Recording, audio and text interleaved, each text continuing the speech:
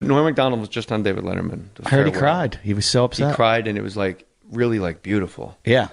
But he had a great joke about like I don't know if you guys are. He goes, I got no problem with North Korea. I never lay in bed. They try to scare you on the news, you know. He goes, but I never woke up like North Korea. I hope they don't get me, you know. And like nobody really laughed, but did you hear Letterman like cackling in the background? And you realize it's just with Norm. It's all you are being fucking played. When you think he's bombing, it's all a big setup to the fucking. In a year, he's gonna have the perfect special ever. You might as well sit with Norm and just keep a smile on your face because you don't know where you are in the joke. He goes, I'm not afraid of Iran, you know, or Iraq or North Korea, you know. I'll tell you a country I don't like. It's Germany. I don't know if you guys are history buffs, but at the beginning of our last century, Germany decided to have a war against the world. And what's weird is it was close. You think like it'd be like 5-minute war, you know, but it was actually it was almost tied. And about 50 years go by, and Germany goes, hey, let's have another war against the world. And they almost won that one, too. Because you would think that everybody in the world would go, hey, Germany, we're not going to let you have a country anymore. Who are you, Mars? Just fucking, I just love, it was, you would think it'd be over in 5 minutes, but it was close. Did you hear him talking on the Russell Brand podcast with him and Russell Brand when he was talking about how he was at the party or when he played the White House Correspondents' Dinner? Yeah. And Larry Flint said, I'll take care of you. Right?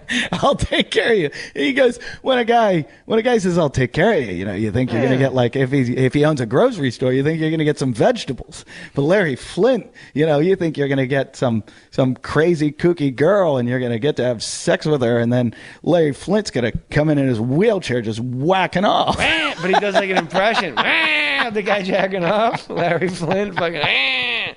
That was an amazing experience watching Russell Brand and Norm MacDonald, because in my opinion, I think you and I are kind of together on this, two of the most beautiful human beings, comedically, aesthetically, just to look at. Like you just look at Norm, you kind of can't stop looking at him. Like people go like, hey, Norm, but like, nah, if you look at Norm MacDonald, if I just showed you a photo of Norm MacDonald, you know who he was, and I'm like, this, you don't remember this guy from the Cary Grant movies? You wouldn't go like, no, what? Like, he's gorgeous. And like Russell Brand, people like write him off. Norm on his video cast, he's got this running thing where he'll like explain like a serial killer, and he just draws everybody in. And it's not until you see like 2 years, it's like a joke for him and Adam Egget. Mm-hmm. And it's like, hey, this guy, I've been in Ontario. I'm an old chunk of coal, Anthony, but there was a man murdered his entire family. When the police got to him, his wife's innards were soup, like a stew. He was eating his bride, you know. And then he winds up killing a few policemen and takes a few children, and there's a crawl space. I know what this crawl space is. That's where I mean, this guy sounds like a real jerk. That's the whole punchline. Yeah. But it goes on for like 8 minutes just so he can go, I mean, this guy sounds like a real jerk. I'm pretending I know who Albert Gray is. I didn't. No, Albert Fish. Oh. You're a New Yorker. So anyways, he was a child rapist and cannibal, as I explained. When he's a child rapist, you try not to laugh when he looks at you. Oh, come on, man. It's not funny. I know it's not, but I know you want people to laugh. Fish chose his victims. He only chose victims who were either mentally handicapped. Now, don't laugh at this next part, please. But you know he wants you to, right? No. If you laugh at this next part. Okay. And I'm not Fish chose victims who were either mentally handicapped or African American. Oh, come on. Why would you think that's funny? God damn, Fred. Jesus Christ, that was the worst part of the story. But why do you think he did that? What would be the explanation? Why would he only attack? Why would his victims that he chose only be either mentally handicapped or African Americans? Because people in those days didn't care when those people were vanished. You're thinking like Albert Fish now. And prostitutes. That's why they kill That's right. prostitutes. Exactly. That's Nobody right. really cares about prostitutes. But you're exactly right. That's why Albert Fish killed only mentally handicapped and African Americans. What about? Okay. I thought you'd laugh at African Americans again, that they were. No, because I know him. I know he'll do something. That's outrageous. How Well, it's dare kind of you. outrageous. Fish was finally arrested, and he immediately began confessing to killing 700 children. Get out of here. Yes. I mean, this guy was a real jerk.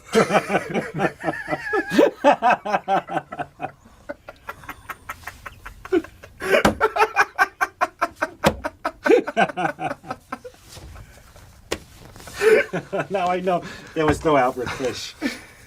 So I didn't always come in with like full sketches.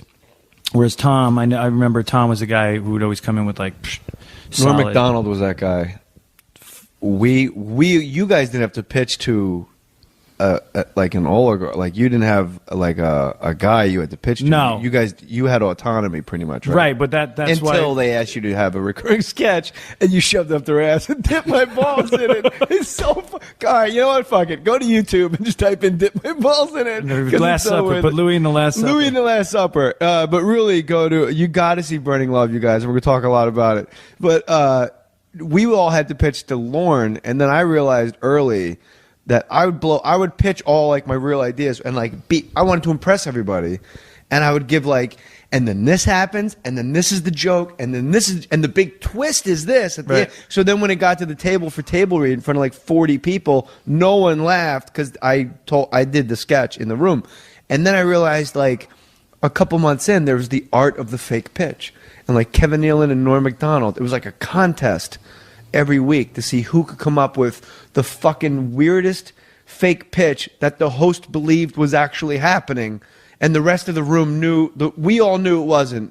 Lauren knew it wasn't. That's awesome. But I remember like Kevin Nealon every week would do 2 fake pitches and go, also I have this idea where you live at the top of one of those runaway truck ramps, you know, in your house all the way up there, and just it's like dinner time, a truck comes flying through your house, man. And the host would go, yeah, this is funny. I mean, but every week. And we would all just be laughing so hard. And the host is looking around like, yeah, that is funny, right? But we're laughing because the host is a fucking moron. And then Norm, I remember, it was Bob Newhart goes, I got this idea. People always confuse literally and figuratively. A guy will go, hey, how was that movie you just saw, you know? And I go, oh, my God.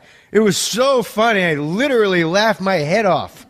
But hey, he didn't, you know, because he's got a head still.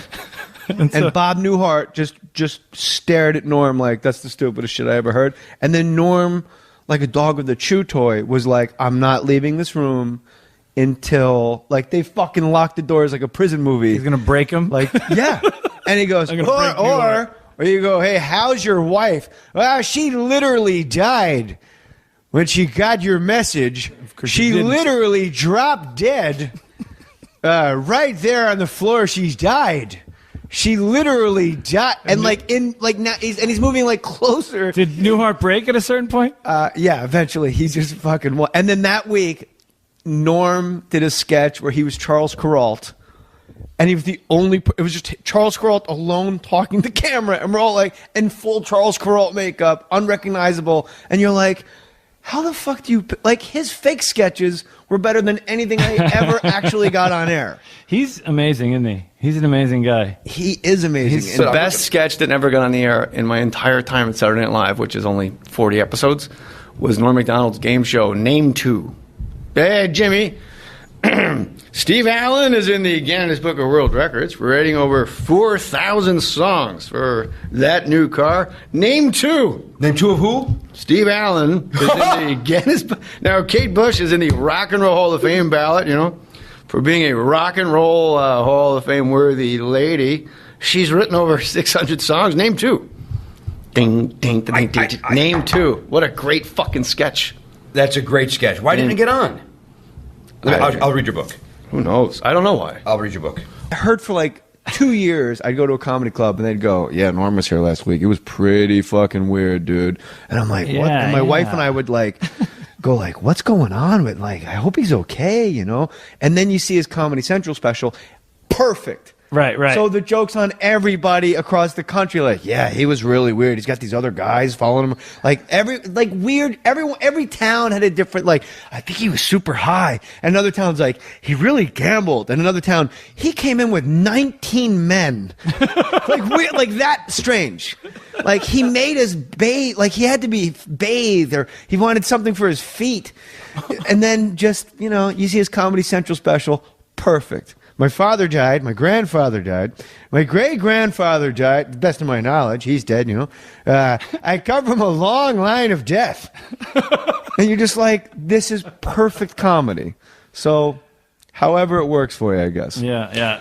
I was driving from Quebec City back to Montreal, because when you do that festival, the Montreal Festival, I would get too drunk, and I'm like, I need to get out of here. I don't want to be I just don't want to be the drunk comedian anymore. So I was like, I'm going to go to Quebec City during the day and have a day. And I was driving back to Montreal to do shows that night, and I was listening to Norm's album just called Me Doing Stand Up, and I fucking had to pull over so I didn't crash my car. No room for improvement. No, I almost crashed my car. I was laughing so hard. It's 16 ounces of water in like a 10-ounce glass, and it never just like. I was like, my grandfather died, my great-grandfather died. Yeah. You know, my father. He goes on. I come from a long line of death. Yeah, no, it was like that cancer, part. it's a He's draw. like, everybody's afraid of a terrorist. Yeah, it's your heart is what's going to attack and kill you. Like, your heart. And the funniest joke is when he goes, the only way to stop your heart from attacking you is to attack your heart with a defibrillator. We're not doing this justice at all. And No. it's funny because like people that don't just get it, you're not going to convince them. No. By sharing it. You just got to listen to that album. So funny. What was it like? Hey, he lost his long battle with, finally lost his courageous battle with cancer. Yeah. But if he dies, the cancer dies, that's a draw. Yeah, it's such a good... So, like, alcoholism's not a disease. Like, my uncle's got bowel cancer. I have searing pain. What are your symptoms? You're real happy. Sometimes I meet somebody else's disease and we fuck.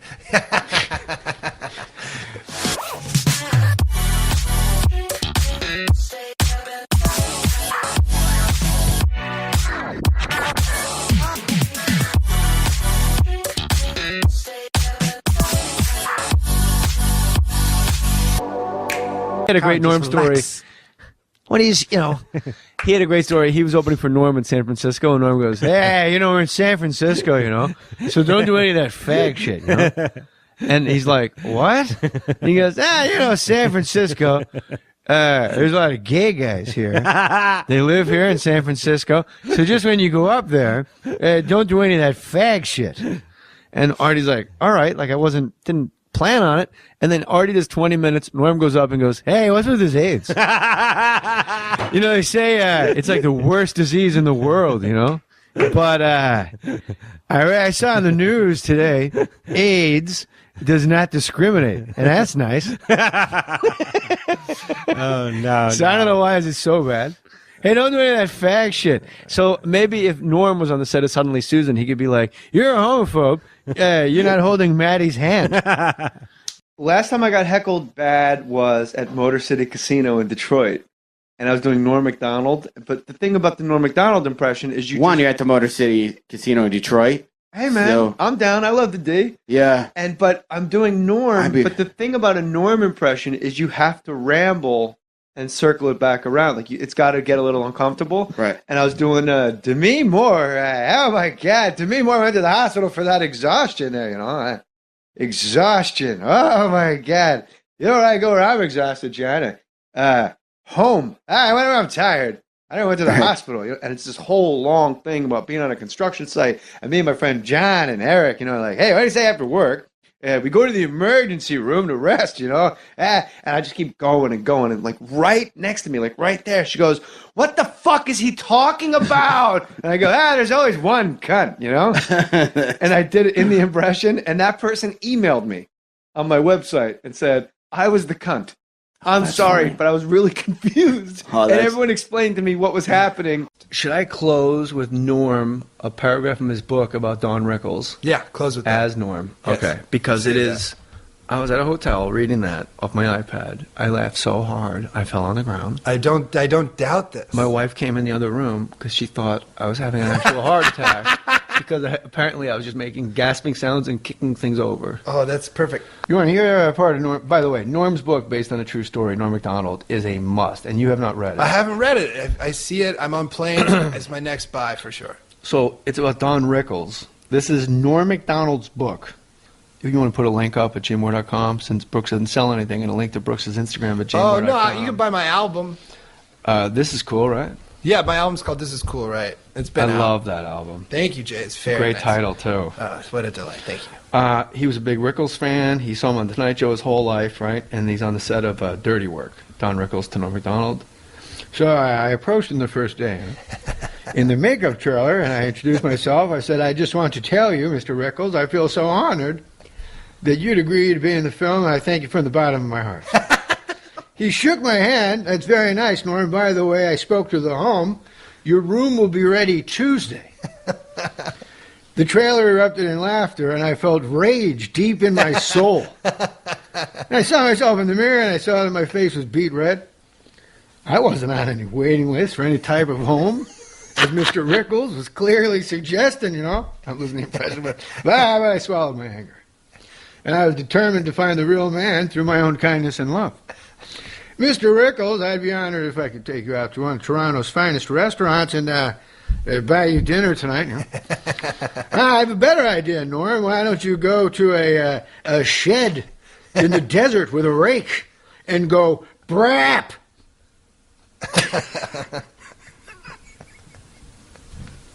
Go brap. It's literally capital. Yeah, I got a better idea, Norm. Why don't you go to a shed in the desert with a rake and go brap? Now, this awful classless burping noise got the cheap laugh I'm sure Mr. Rickles is used to, but not from me. I could feel myself beginning to shake with rage. Now, I'm going to read to you the part where I was so happy to meet and reach the real Don Rickles, and I said, anything you want to do, what would you like, sir? Well, Norm, he says, I'd like you to get a monkey and an organ grinder and run around the room going, I lost my sack, I lost my sack. And then Mr. Rickles then pranced around the makeup trailer doing a grotesque pantomime of me searching for a missing sock. What is he talking? It's fucking fiction. I know. Like in the beginning, the first chapter, he's like, him and Lorne Michaels are smoking opium. And it's the most genius thing, because any fucking story, nobody can sue him. Yeah. Like, who's the guy, Dick Ebersol, can't do shit about what Norm wrote here, because Norm's like, wait a minute, me and Lauren were at a whorehouse smoking crack. Don Rickles is doing a grotesque pantomime of me searching for a missing sock, you know. And I fled the makeup trailer. I took a nice long walk trying to compose myself. I think it was the comment about losing my sock and then running around telling everyone that hurt the most. It's fucking... oh my God. We're crazy people. It's so funny. But people listening are like, I don't even know why that's funny. No, exactly. I saw him in Cedar Brap. Rapids. Yeah. He said brap. Dude. Everyone that meets you does an impression of you. What? You're one of those guys that you make such an impression on people that everyone that meets you does a Norm MacDonald. I don't care for any of those impressions, by the way. This is what I get. I do a perfect you. I go, all right, let's hear it. Hey, how you doing? Hey, I can do an impression myself. Yeah. Hey, what's going on? Hey, hey. That's the impression. I've never heard you say that. Hey, what's going on? Hey, what's going on? Hey. Sounds like you doing an impression of Brewer doing an impression of you. Hey, yeah. A clip that we found on the internet where some 17-year-olds, I think, spotted you on a plane, Norm MacDonald, our hero, and they send you a note on a barf bag. Here's the flight attendant supposedly giving you the note. Have you ever seen this? Have you seen this? No. Does this seem to be you? That's me. What? Where's this? What? This is on a plane. 1 hour later. That's bizarre. And then these kids were told it's probably not a good idea in this day and age on an airplane to send notes on barf bags. Oh, I remember this, Brian. Where's Brian? I remember somebody. Yeah. I remember this. Yeah, because they sent me someone came to me, a stewardess, and said, "Do you know this person? And what's this note mean?" Because I know they had sent a note because I played Death on Family Guy. Yeah. That's what it was. Yeah. And they sent me a note saying, "Hey, it's good to have death on the plane," or something.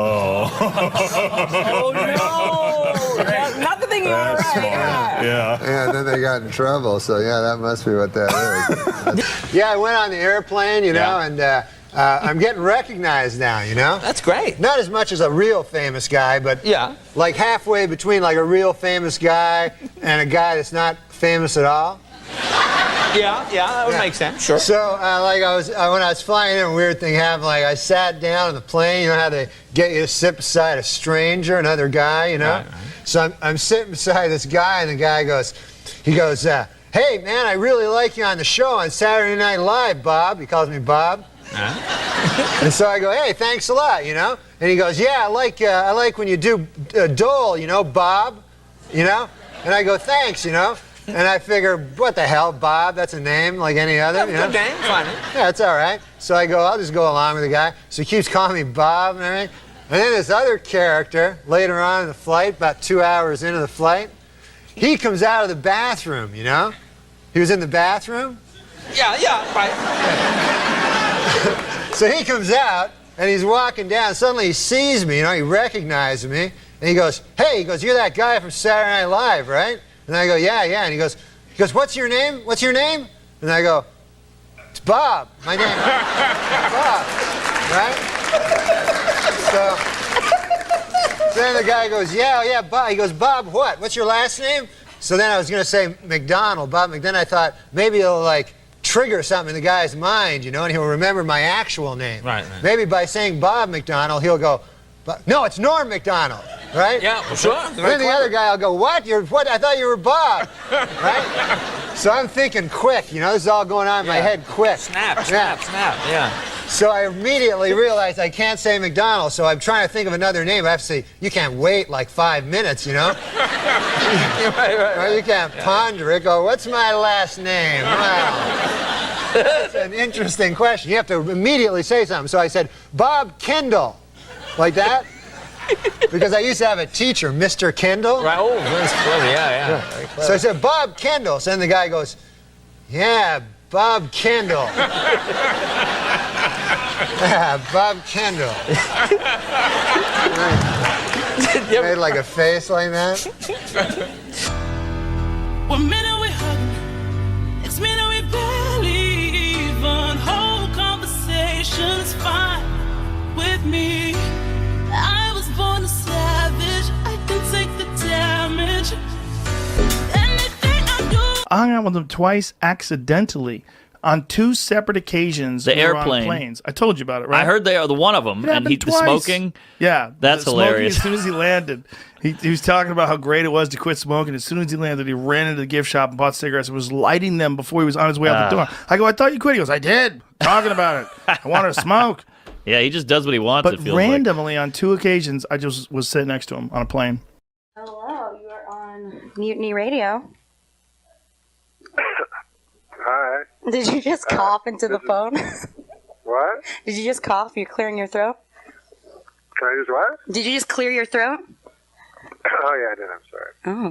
But my phone might suck, too. I'm on, like, a cell phone. Oh, are you? Well, you have bad service? Are you with AT&T? I don't know what it is. No? No, I just signed up for the phone. Yeah, you shouldn't really. You don't want to promote them. Who knows, right? They could use you. BlackBerry. Does it sound like we can do this? Yeah. Can you hear me all right? I can hear you fine. I don't know what I sound like. You sound a little sick, actually. I am sick. How'd you know? Oh, you're a little nasally there. Well, I mean, I've heard your voice before, but... No, I got my eyes are crazy itchy, and I'm like phlegmy, and sorry about making a gross noise. I thought you were just like, "Hello, ha ha ha." I was like, wow, that's so nice. No, it sucks. Yeah, well, that's really gross. Are you sick or is it allergies? I hope it's allergies, because I got to go on the road for a long time, so I don't have to have a cold. Yeah. I haven't had a cold in a long time, so I don't think so. Did it just start? I had, you know what, last week, like, my eyes were itchy, but I thought it was chlorine because I was swimming all the time. Oh, nice. And then it could be a more... It could be what? I feel like I'm whining to you about my... You're complaining about your health. Yeah, it's like, why don't we let everyone know you're doing a show this weekend and come and catch a free disease? Norm MacDonald will be giving you his cold with every performance today. Is that too much? Hello? I didn't hear that. What? Oh, I said everyone can come and check you out and get a free cold from you. Oh, yes, I'll give them a cold. Yeah, that's nice of you. I'll give them A piece of Norm with every performance. yes, exactly. So are you going to stay in bed today, or are you going to try to go out and see the city? I want to I take NyQuil. I took NyQuil last night. Ooh, you slept like a I baby? take NyQuil. Yeah, because I don't drink, so, like, NyQuil's, like, really powerful on me. Like, Oh. I feel like all woozy, and then I wake up all, like, weird. You know? Like what happened to you? Yeah, that's exciting. I'm not, like, a huge... I don't have a high tolerance for anything. Oh. Or do you straight edge? Is that, the term kids use, right? Straight edge? No, I don't know what that means. What horrible thing is that? It means that you don't do any drugs or you don't drink or anything. You're sober. Straight edge? Oh, that's cool. Is that a term of derision, though, or do people admire them? They like it. I mean, the straight edge kids like it, but I think the party kids kind of tease them for it.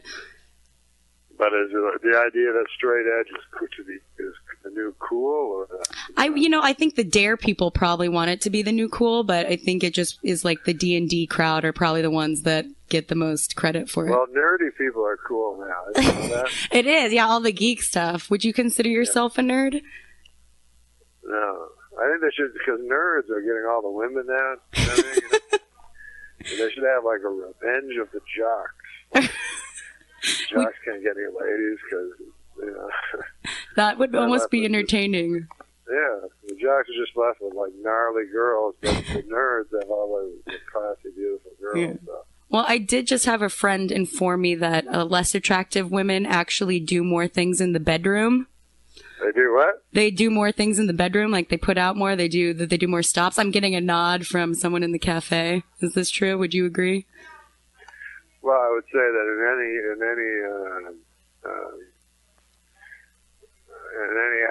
any human act, you're going to do as much as you need to do. But they're saying it's like an evolutionary thing. Like the less attractive women need to try to keep their men, so they're putting out more stops or something. Well, yeah, it's not evolutionary. It's the same as now. You have to look at evolutionary. You're like, I'm so awful looking. I'd better be the best person in bed that I possibly can. They're highly incentivized. Mm-hmm. Maybe them and the jocks can get together. They seem like two future unrepresented or unloved groups. Whereas beautiful women, they go, that's enough that I show up and you can lie down on top of me. That's what I've heard, yeah. It's just the dead fish syndrome. But I think that works with guys, too. I think really attractive men don't really have to work for it, so they can just do what they want. What do you think? I guess that's true. Do you work for it, Norm, or you just normally don't care? You're attractive? Me, I find sex kind of a boring, repetitive kind of thing. I liked it in my youth when I was a boy. I'm about 47. Oh, I see. So you're over it now. That's all right, You're no Hugh Hefner? You're not I out used to think, like, to me, it's funny, like, people go, man, that guy's the coolest. I think he looks like an idiot. Like, I wouldn't want to be a 100-year-old man walking around with 7 little young, beautiful girls. I feel like an idiot, like they were playing me for a sap. Yeah. Exactly. Like, how can you not see them? They're so creepy. It's just like the age difference. It's not weird when she's 7, or it's weird when she's 7 and you're, 30, but when you're 70 and she's 20, it's okay. Yeah, that's a good point. Never thought of that. Yeah, you're right. Well, you're doing a show this weekend. Unfortunately, I was going to pretend to let you know that I was ovulating, so I was going to, let you know it's a good thing you're not here because I'm more attractive to you. You just can't resist it. But you're telling me you're not even attracted to anything right now. So that's a bummer on my part. I'm ovulating. Women a week before their period, they ovulate, so they give out more hormones. Our breasts get a little bit larger. Oh, yeah. And men, unintentionally, you get more attracted to us. You can't really fight it. So I was just going to be like, you can't resist me right now. I'm ovulating. Get a whiff of what I'm, giving you. But you're telling me you don't even care. Well, one thing I'm telling you is I hate knowing all that stuff. Like, about women's things and stuff. I go, can't that be mysterious? Never, tell me. There's still things I don't know. Like, people bring it up. You go, no, don't you understand? And every month I'm like, no, it's cool, whatever. But you just don't want to know. Because, I have a vague understanding, sort of, but, the less I know, the more I enjoy it. I see. So I understand you're... Not thinking of it as in a biological way. Helps me. You would just prefer... I'm sorry, you just got joined. We have our other co-host. Meat Hook. Norm, we hung out last night. You're a badass. Oh, yeah. Did you hang out with him last night? Yeah, he was awesome. Let's talk about the show last night. It was awesome. The show was fun, man. Dude, it was rad. And you on started... Thursdays, I do a lot of stuff. I just talk a lot and see what comes up. It was awesome. He just kept, he was fucking with the people's heads at the end, and he just went on for an extra hour or so. Are you serious? Yeah, it was pretty amazing. We did a couple hours last night. I'm wandering around while I'm talking to you guys. Are you? Are you lost? Are you deranged? No, I'm lost. I'm not going to lie to you. Tell us where you are. We'll locate you. We'll find you. I don't know. Larkin and... Larkin? Just stay away from Market. You don't want to run into the homeless people. Stay away from Larkin? Fuck. How'd I do this? Go towards the water. On my cell phone. The homeless people don't like to bathe, so as long as you stay near the water, you'll be fine. Water? Yeah. They fear cleanliness.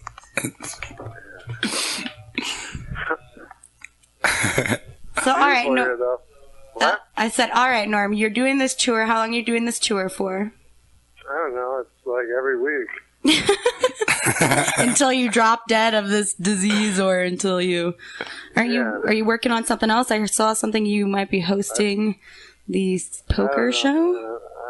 The what show? Poker? You doing something? I did that. I don't know. Well, poker right now is there's a lot of issues with online poker, so I don't know how...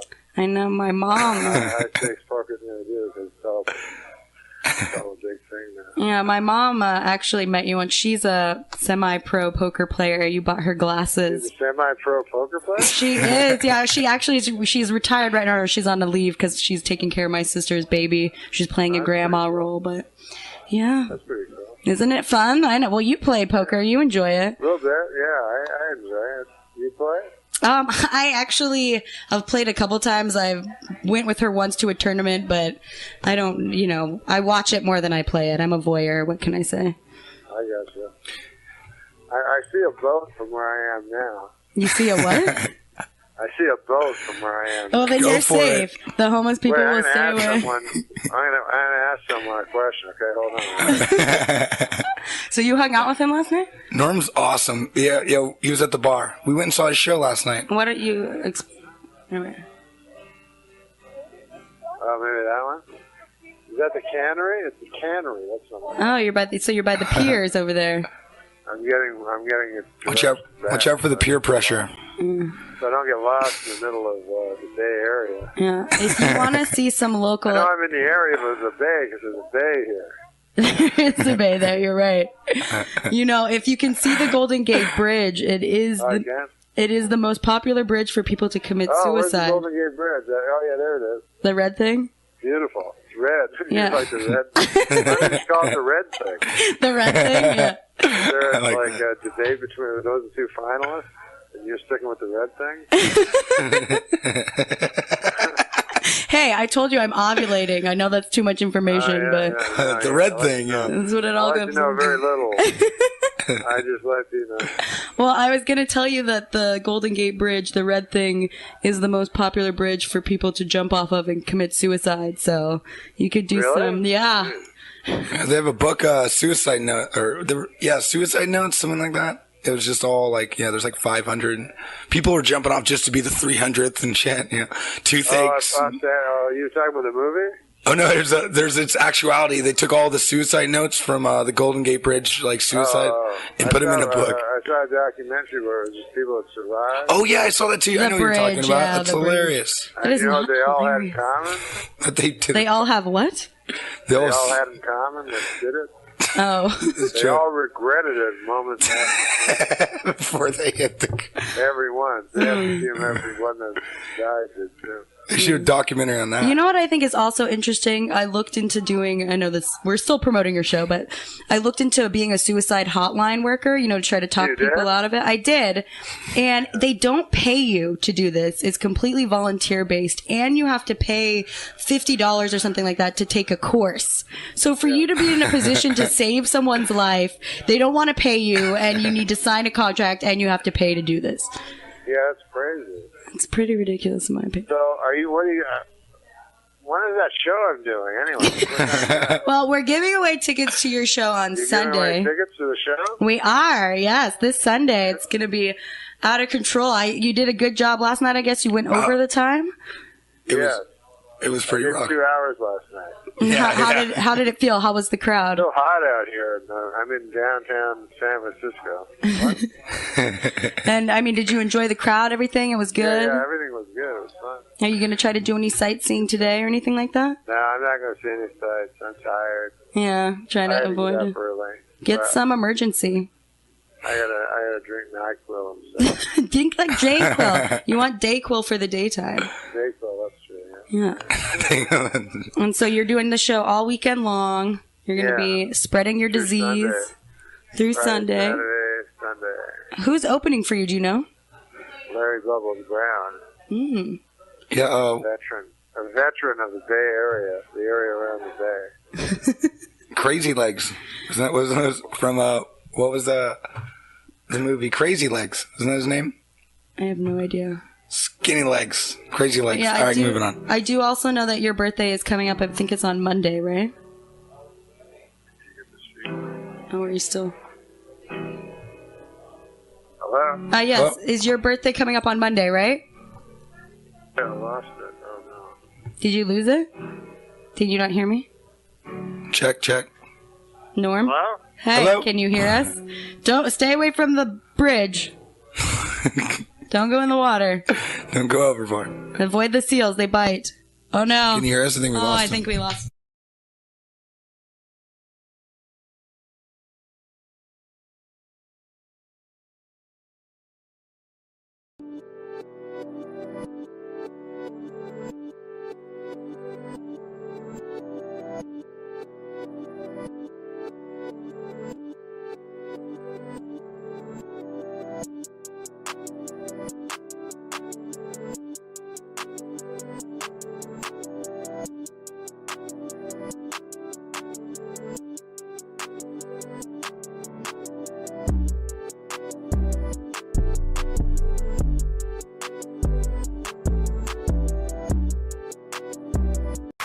I'm a New Yorker. Yeah, New York? Nice. I actually got into an argument on the subway, and the guy quoted the Bible at me. That is not fair. Like, if you get to quote from your favorite book, I should be able to quote from my favorite book, right? He was like, men do not live on bread alone, Matthew 4:4. And it's like, everybody's a little bit magic, Harry Potter, chapter 7. It's not a fair fight, right? One of those books is a classic about a man who has sacrificed himself for the good of the world, and the other is the Bible. Do you know what I'm saying, people? Roseanne, what are your thoughts on Harrison? Well, I just love you, Harrison. You're Thank you so much. fantastic. And you're real brave. I mean, the stuff you're talking about, Bible jokes, that's some brave. Thank you. And, I disagree. I don't think the Bible joke is brave at all. I think if you're going to take on an entire religion, you should maybe know what you're talking about. J.K. Rowling is a Christian, and J.K. Rowling famously said that if you're familiar with the scriptures, you could easily guess the ending of her book. huh? Okay. I don't like it. You get a lot of attention on Twitter sphere for being open about your religious views. What are they? I'm a Christian. It's not Devout? stylish to say now. No, are you devout? Yeah. You believe in the Lord? Yes, I do. You think you're going somewhere when it ends? I don't believe it, but what people don't understand about faith is that you have to choose it. You know what I mean? They think that you believe it, but you have to choose it. So you choose to have faith? Yes. That means you believe you're going somewhere. What is faith? But I have faith. Yeah, the same way that you believe. There's a lot of things I have faith, but I don't really believe in DNA. Like if I was on a jury and a guy was predicted that his DNA was on this cigarette, I go, I don't know what DNA is. So you don't have faith in that? No, I don't have faith in science. Really? Well, think about it. Haven't scientists always been wrong? Like they used to think the sun went around the earth.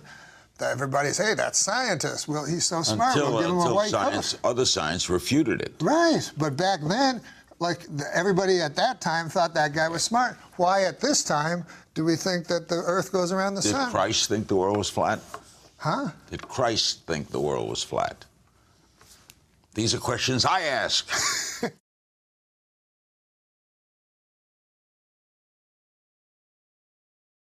You know, I tweeted Richard Dawkins, this famous atheist. Yeah, I know he is.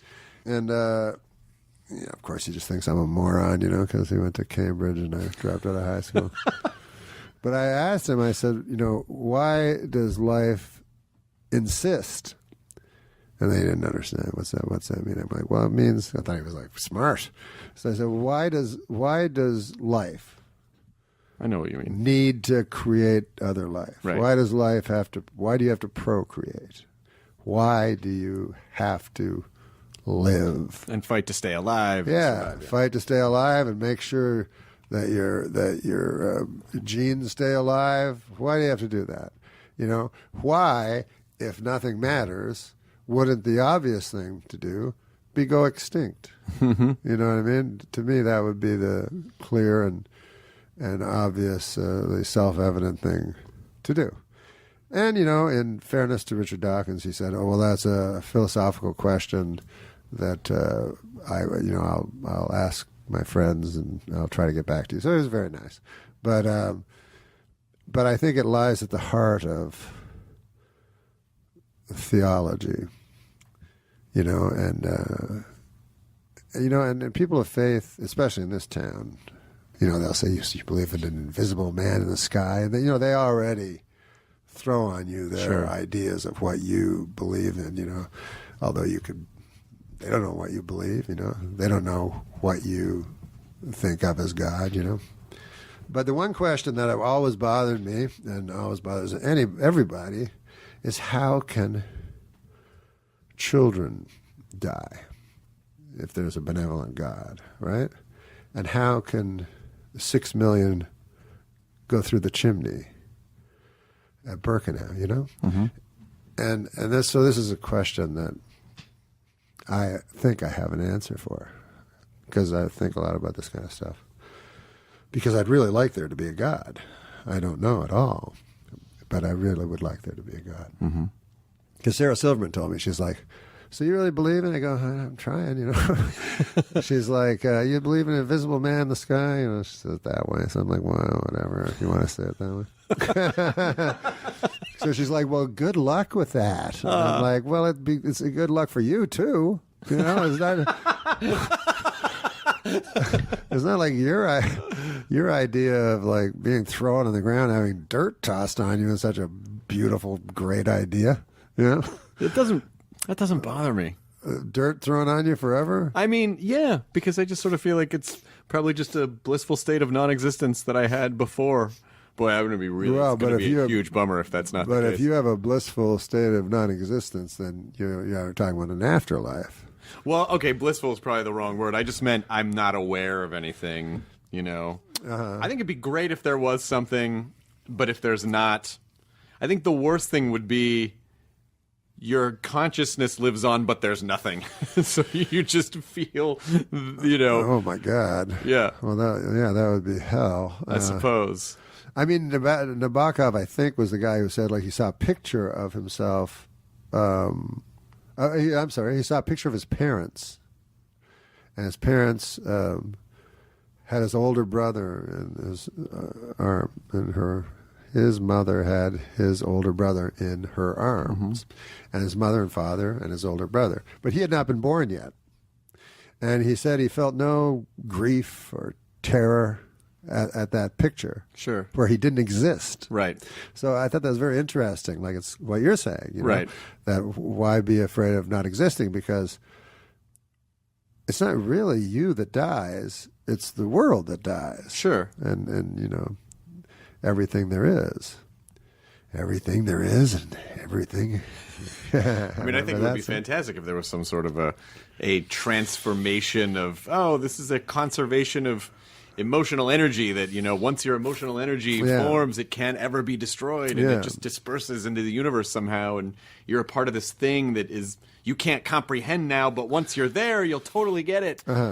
It's very hard to believe. But it'd be great if that were of course, it would be great. I don't fault anyone. But here's my answer for the What's the answer for the chimneys? Here's what I believe. If there is a God, and if he is good, and if he created the universe and the earth, then an all good being,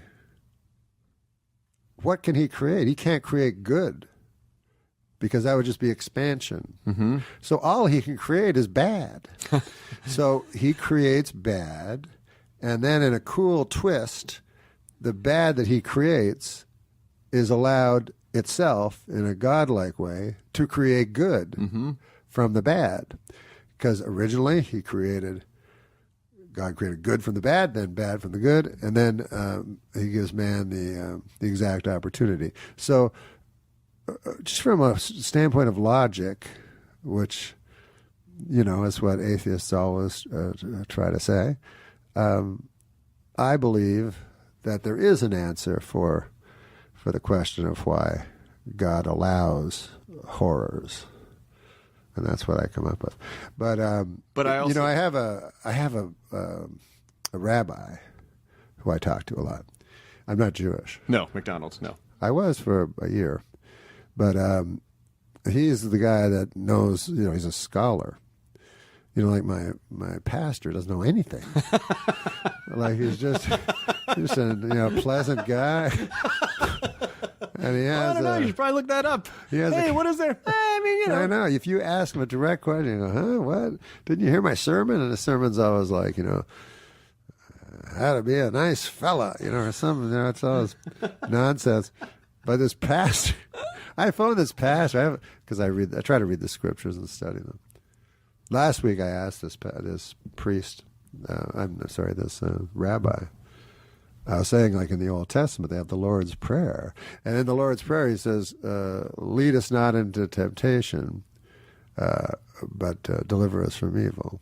And I said, how could God lead us into temptation? It's without his boundaries, it's without his fence. God can't do that, if I'm correct about the God of the Old Testament. He cannot. It's not in his nature. The devil can, but not God. So the devil's hard to believe in. Of all the religions, it's hard to say one's worse than the other, But I can say with all belief that there's one religion that's just not true.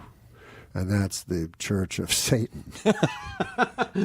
I think it even purports to be not true. There's a guy that's bigger than me. Well, I think some of them, I think some of the people who are, and I don't know, I can't speak for everyone, but just some of the stuff that I've seen online, I think some people adopt it as kind of a counter, like, okay, well, you guys have that guy over there with the beard, and then we have this guy. Yeah. And we should all be accepting it's not just that one, or just like, I think right. Sometimes I think it's But do you really want to have a personal relationship with the devil?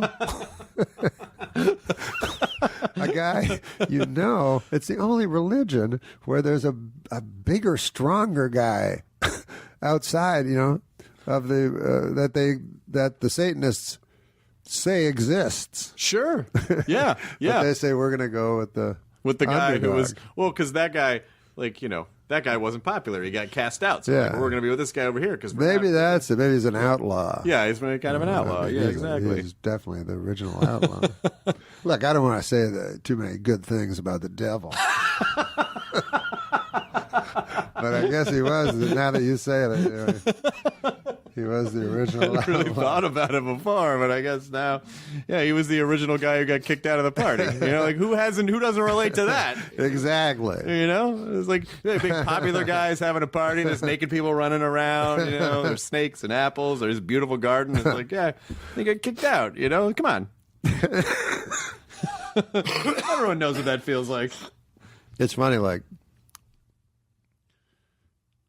people think that whatever religion you are, Christian or whatever, that you're so self-righteous, but actually, they feel they're sinners. When I was a Christian, I would sin all the time, and I ate apples. That's on page 1 of the book. The worst possible thing you could do. And but anyways, I'm right now I'm of no faith. But you're looking for answers. Yeah, I'll find something. I'm probably closer to Judaism right now than anything else.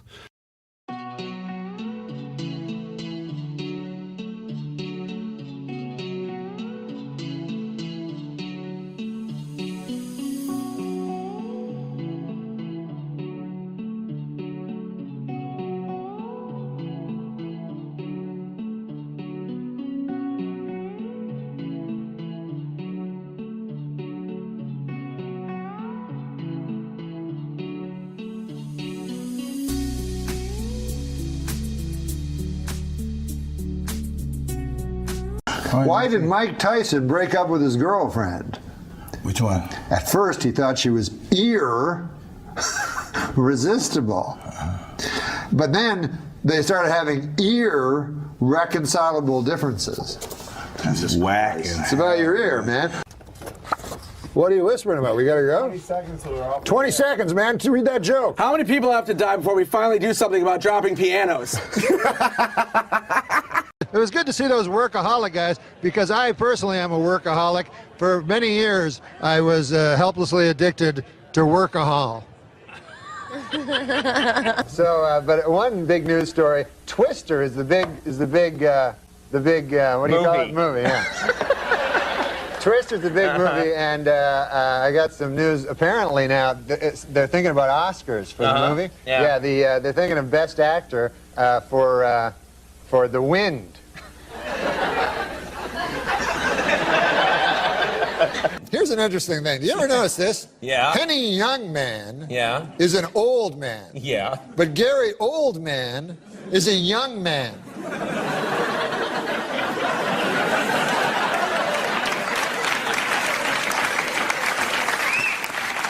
What about Paul Newman is an old man?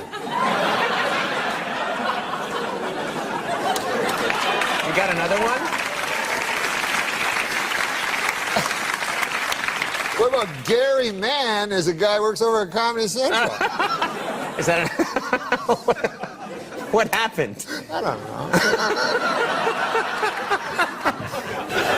I'll tell you this about Johnny Depp. He's taken this sexiest man alive thing and he's using it to his benefit, as all good people in show business should. The new movie he's doing, Pirates of the Caribbean 3, he'll be doing full frontal nudity to...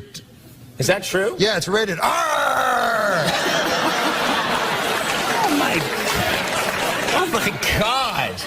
What the hell was that? The Winona Ryder is in trouble. She took the stand today, and now the stand is missing.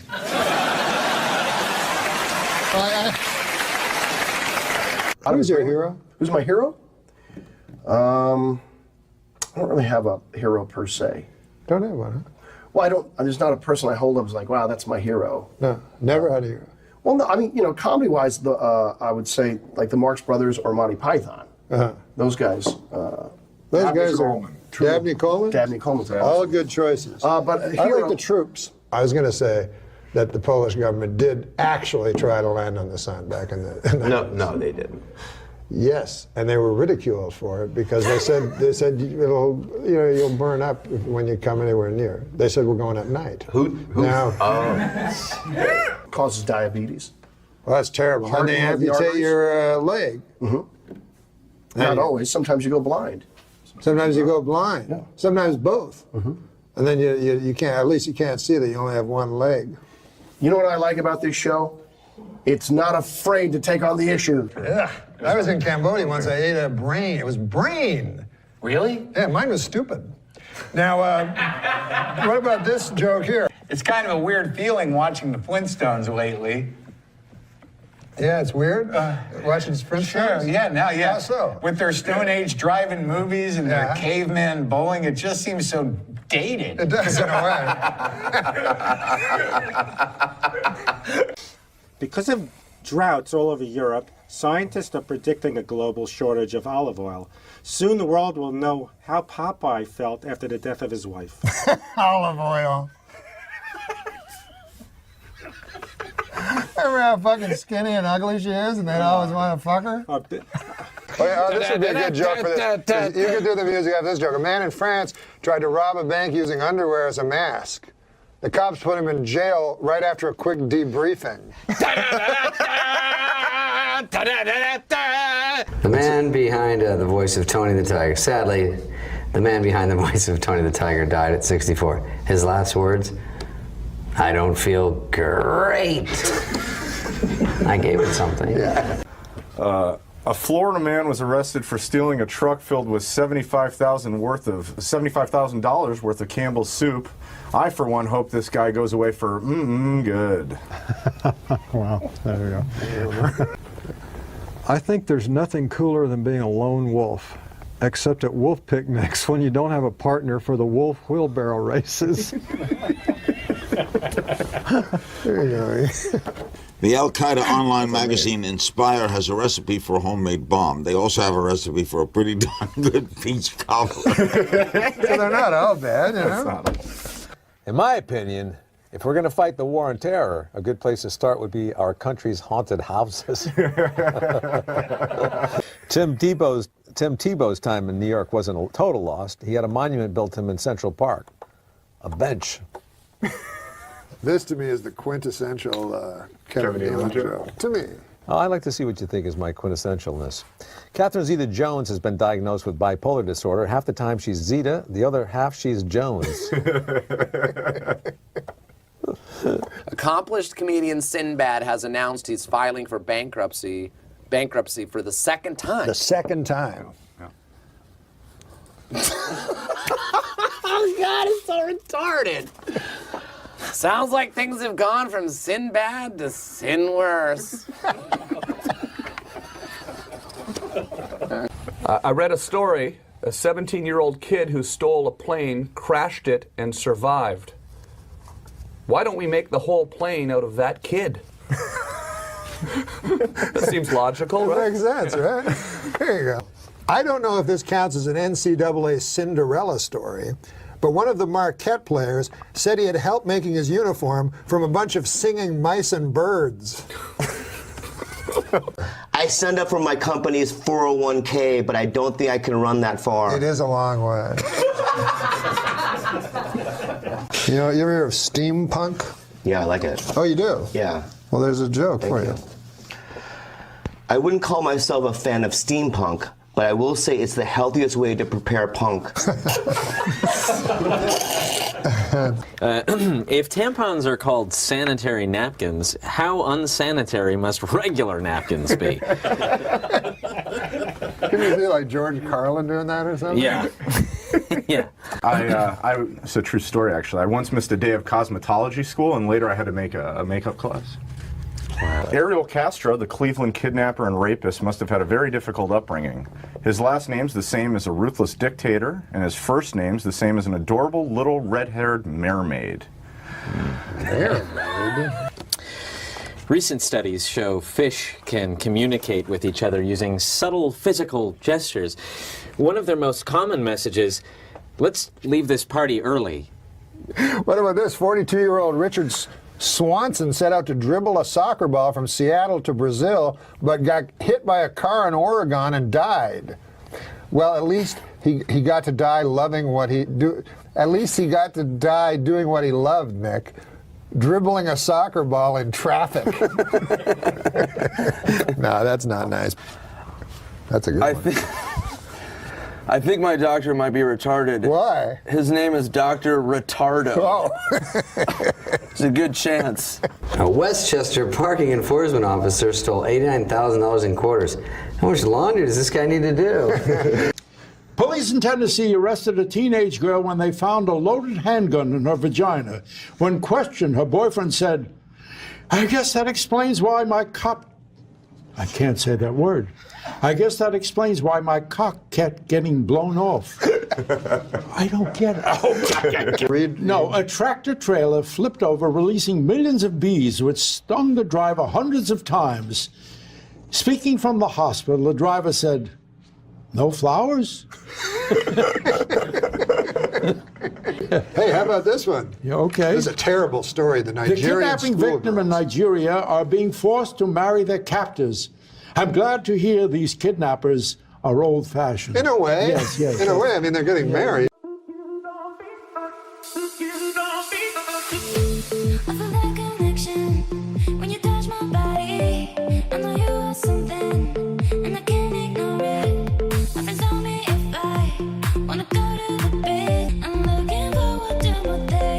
I had an uncle, mean guy. He was a prize fighter. He once broke both his hands in a fight against a washer-dryer that he got on The Price is Right. What? Why The Price is Right? He was a prize fighter and he won it on The Price is Right. He won the prize. A prize fighter. Yeah, and he won the prize and then he had a fight against it, which was washer-dryer. God damn. Hey, by the way, I've noticed the term adult toy always refers to something you can shove up your asshole and never like a big race car, like for a grown-up. Another good observation. Yeah.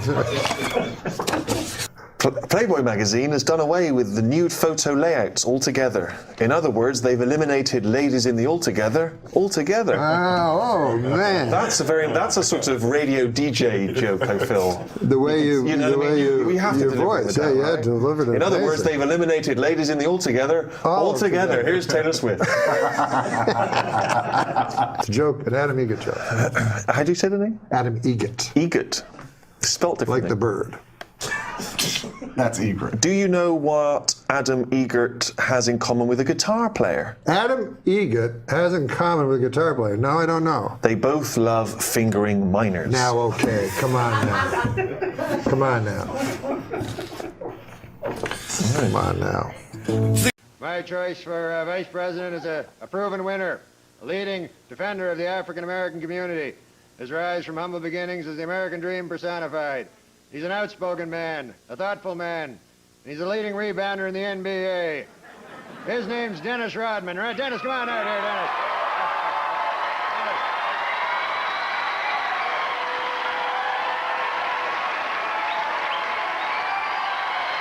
Jim Miklaszewski's from NBC News. I'm not a sports reporter, but to my knowledge, Mr. Rodman has never evinced any political desires whatsoever.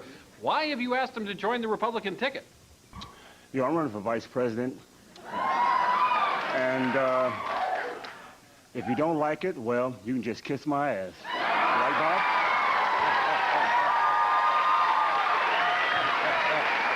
Yeah, that's right, kiss it. Yeah. You know, I'm running for vice president. And if you don't like it, well, you can just kiss my ass. Right, Bob?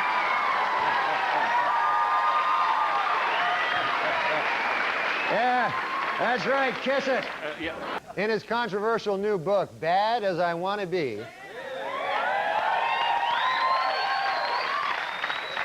Chicago Bulls forward Dennis Rodman says that the NBA is, quote, 50% sex. Jeez, man, I got to stop leaving at halftime. And my good friend Dennis Rodman.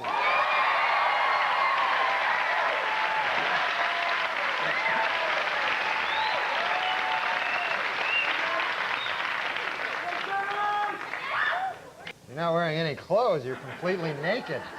Yeah? What's your point, Norm?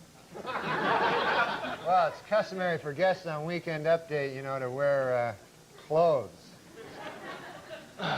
Well, because I'm new, does it bother you? Well, that's not the issue here, you know. Does my nudity frighten you? No, it doesn't frighten me, but if you plan to be here next fall doing book reviews, I expect to see a major attitude adjustment. You know, and while you're at it, a more conventional hairstyle and some clothes, for God's sakes. You're going to have to learn that there is such a thing as rules, Dennis Rodman. Rules. Do you understand that? Sure. I understand. Well, good.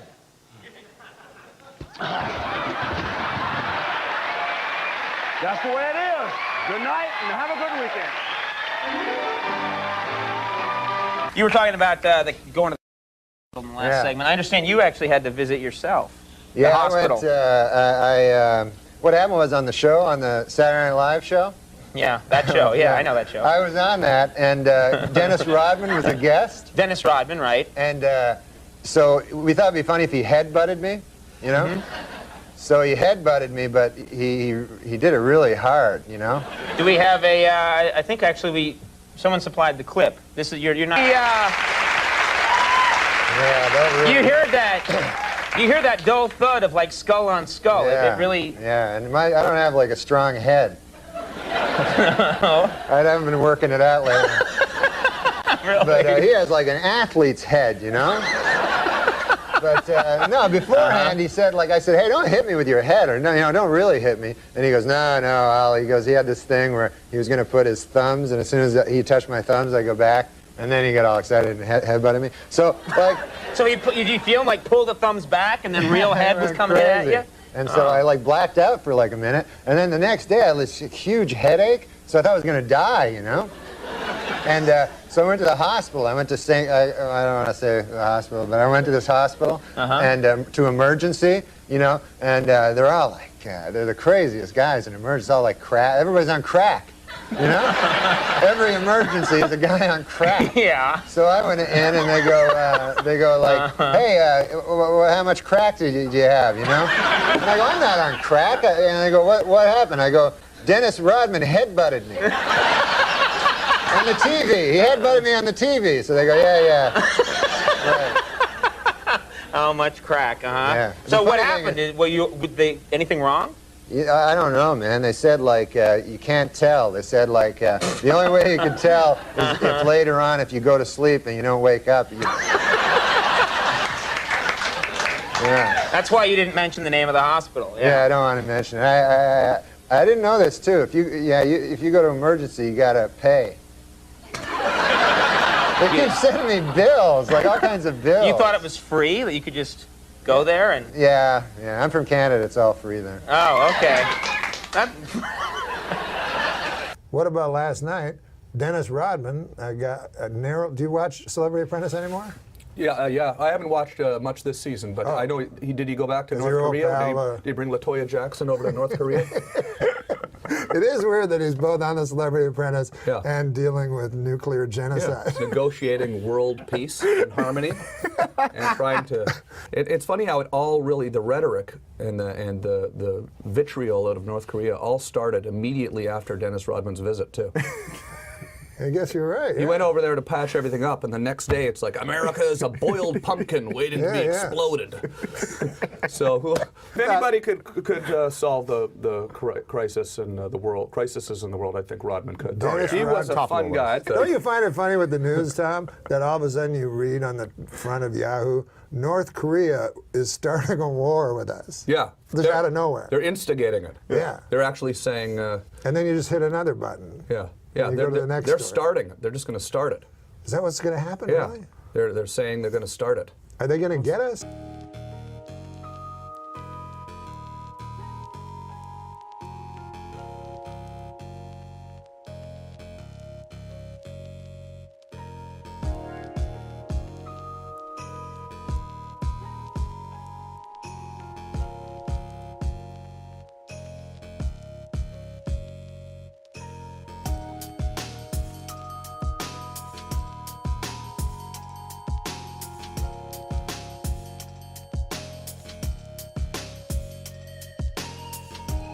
I listened to your book. You listened to Oh books? my god! Well, yeah, I listened to books. Oh my God, that must have been. I was trying to get through it. No, I you're. don't know how to talk. Like, I wanted to ask you that. I wanted to ask you how, because I did a book and I read it, yeah. and I was just a flat line. There was no inflection. Well, that's what I did. Yeah. No, it's so fucking good. Really? Yeah, because you tell it. I mean, the book is written like it's like a Cormac McCarthy kind of a book. Noirish kind of, yeah. Yeah, and so you do it in a way that's got that almost like a narrator. Like what was the book that became a movie? No Country for Old Men. Yeah. It's almost like the narrator from that is doing your I never book. saw that movie. Was there a Everybody tells me you have to. Oh, see it's that great. movie. Yeah, you'll love it. And I love the Coen Brothers more than anybody. But that was Coen Brothers, right? I believe so. Yeah. But there was a narrator in it? I think so. Oh, okay. If there wasn't, then it would be what the narrator would sound like. What's his name was in Big Lebowski, like guy with the big mustache that plays a cowboy. Oh, yeah, he's great. So great. Yeah. But he was the narrator. But no, what were you thinking when you narrated it in terms of... I was real scared because I didn't know I've never listened to a book on tape, you know? And I was like, are you supposed to do different voices? Like if there's a girl... Do you go like, hi there? You know, I was like, I don't think I could do that. And then are you supposed to act? Because that was exactly the fear that you said I had, that it was just going to be flat, monotone, you know what I mean? Yeah. And I haven't listened to it, so I'm glad that it sounds okay. Yeah. Because they said like an actor, I said, well, that's going to be ridiculous if people get it. Yeah. You know, and it's my life and it's an actor. Right. You know? So I have to do it. But, you know, Spade said, like, it doesn't count for your sales, so it kind of hurts you. But then they say, well, people that read books, people that listen to books don't read them all, you know what I mean? And that's their lifestyle, listening to books. Which I've never gotten into, but my friends do. I like it because, especially if it's read by the author, because then I don't like it when it's read by an actor because then I feel like I'm the third guy to ingest the material. Oh, that makes sense, yeah. But if it's the author, then So, because also I would be interested in hearing how they sound. Oh, you know what? If it's You're on my audiobook. What? You're on my audiobook. I did a book and it was called Dear Mrs. Fitzsimmons, Tales of Redemption from an Irish Mailbox. And it was letters that my mother had received my whole life when I was in trouble. Oh. You know, like it was cool. police reports and teacher thing. And I had celebrities read the different letters. And you read one of them when you did my podcast. You're on my audiobook. God, you just tricked me into... Yeah. I remember that. Yeah, you had me read something. Yep. But I don't think you told me what it was for. No, I just told you to read it. That's hilarious. But you had a guy reading on yours. Signing releases or anything? Yeah, we got a release. Yep, we got the release. I think maybe your head was somewhere else. I think Ben Hoffman was with you. I sign then. anything, you know what I mean? Yeah. Like you go to a show and they tell you to sign something. Yeah. Like Brian Regan had a funny thing about you buy a house, you know? He's signing all the papers, you know. He's like, I hope you're not ripping me off. I don't know what I'm signing. I hope you're not taking all my money. Because, you have to sign like a weird thing is your accountant, if he cheats on your taxes, you're responsible. Yeah. Like you go to jail because you signed the stupid thing at the end. Right. Do you read yours? Well, I know I got a real honest guy. Like he's so honest that he doesn't get any. I don't get any savings or anything. Yeah. Like I go, what about can I say I use part of my house to write, think up jokes? Yeah. And he's like, do you really? I'm like, no. So he's like, no, you can't. I'm like, no, but I do. Yes, I meant to say yes. And he's like, you said no. So I blew it. I should have said yes. Yeah. But yeah, so it's good that he's super honest. It is amazing what you can write off as a writer performer. Yeah. My accountant's like write anything. He goes like every meal, right? Every meal, and then when I go on I went to Spain on vacation with my family. Yeah. But I did a gig. Some guy emailed me and he's like, "Hey, I hear you're coming to Barcelona, and I'm a show producer. You want to do a show in a bar?" I said, "Absolutely." So I went out and he said, "Just we'll charge at the door, and then you just take all the money." Yeah. And then I ended up with $500 in Spanish money, and then I got to write off the entire trip. Wow. Yeah. The whole trip. Well, I think 1/5. I guess my part 1/5. Yeah. That's incredible. Or 1/4. Four people in the family. So let's talk about the book. It's called Based on a True Story. Oh yeah, and you listened to it. I listened to it. Yeah, and I really. I'm afraid of listening to it. I don't want to blow smoke up your ass, but it is just so. It's so smartly constructed. Smartly. Oh. See, I like when you try to compliment somebody on being smart, and you sound like a fucking idiot. I think that's a word. It's smartly constructed. I like the way you create this. It's like what's his name who drove to Vegas? The Rolling Stone? No, the Rolling Stone. Hunter writer. S. Thompson. Yeah, it's got that. Got some Hunter S. Thompson in it. It's very influenced by Hunter S. Thompson. Yeah. And Adam Egan, who I know, who you just torture in the book. Yeah. Adam is the manager of the Comedy Store, or the world famous Comedy Store in Hollywood. And what made you decide to just make him your patsy in this book? Well, he's a really good guy. And then when I did this video podcast they wanted me to do, and I said I should get a sidekick, like just pretend it's a talk show. Yeah. And but I didn't want, I wanted to make the host sidekick relationship just way magnified, to what it was with Carson and Ed McMahon.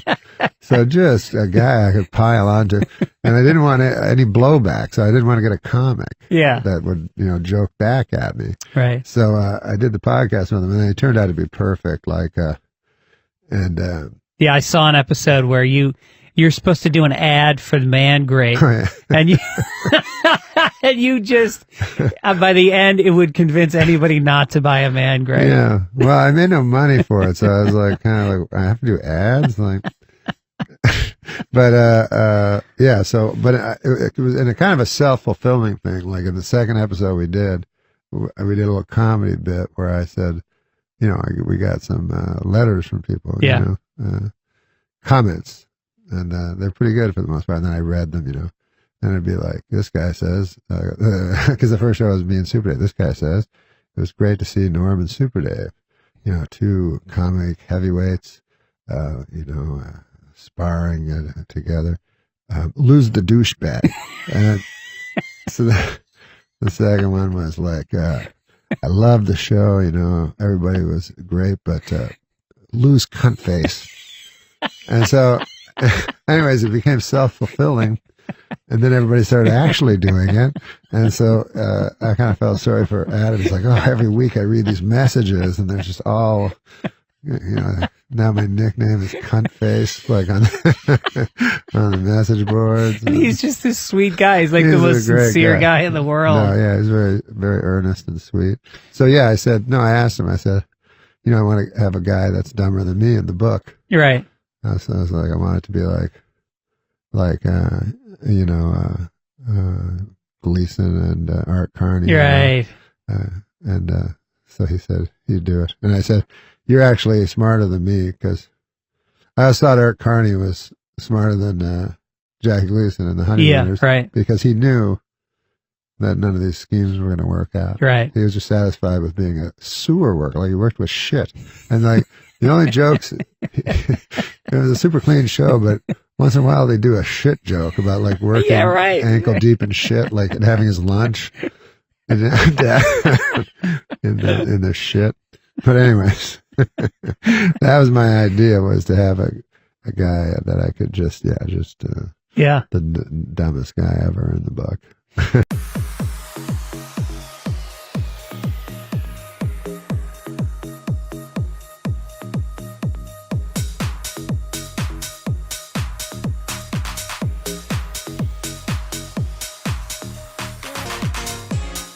Meanwhile, he has turned around the Comedy Store. He came in, and that place was like. Did he ever?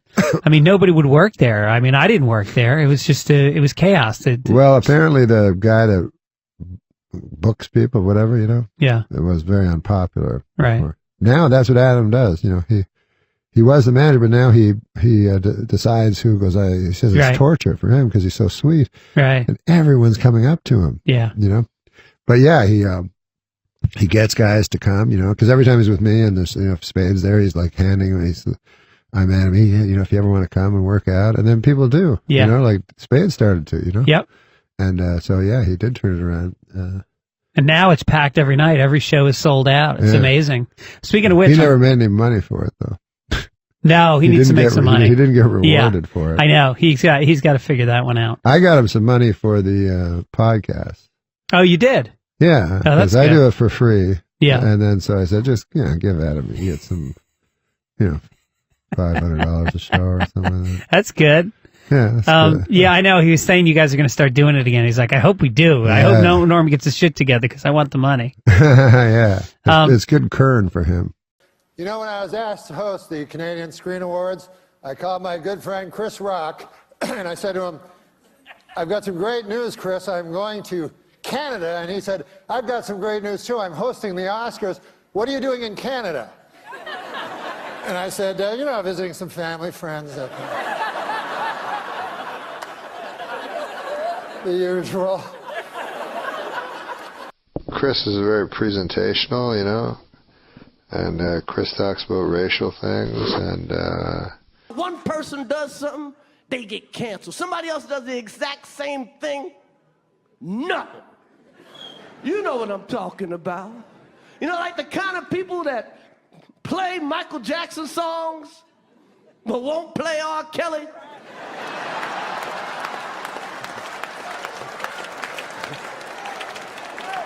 Same crime. One of them just got better songs.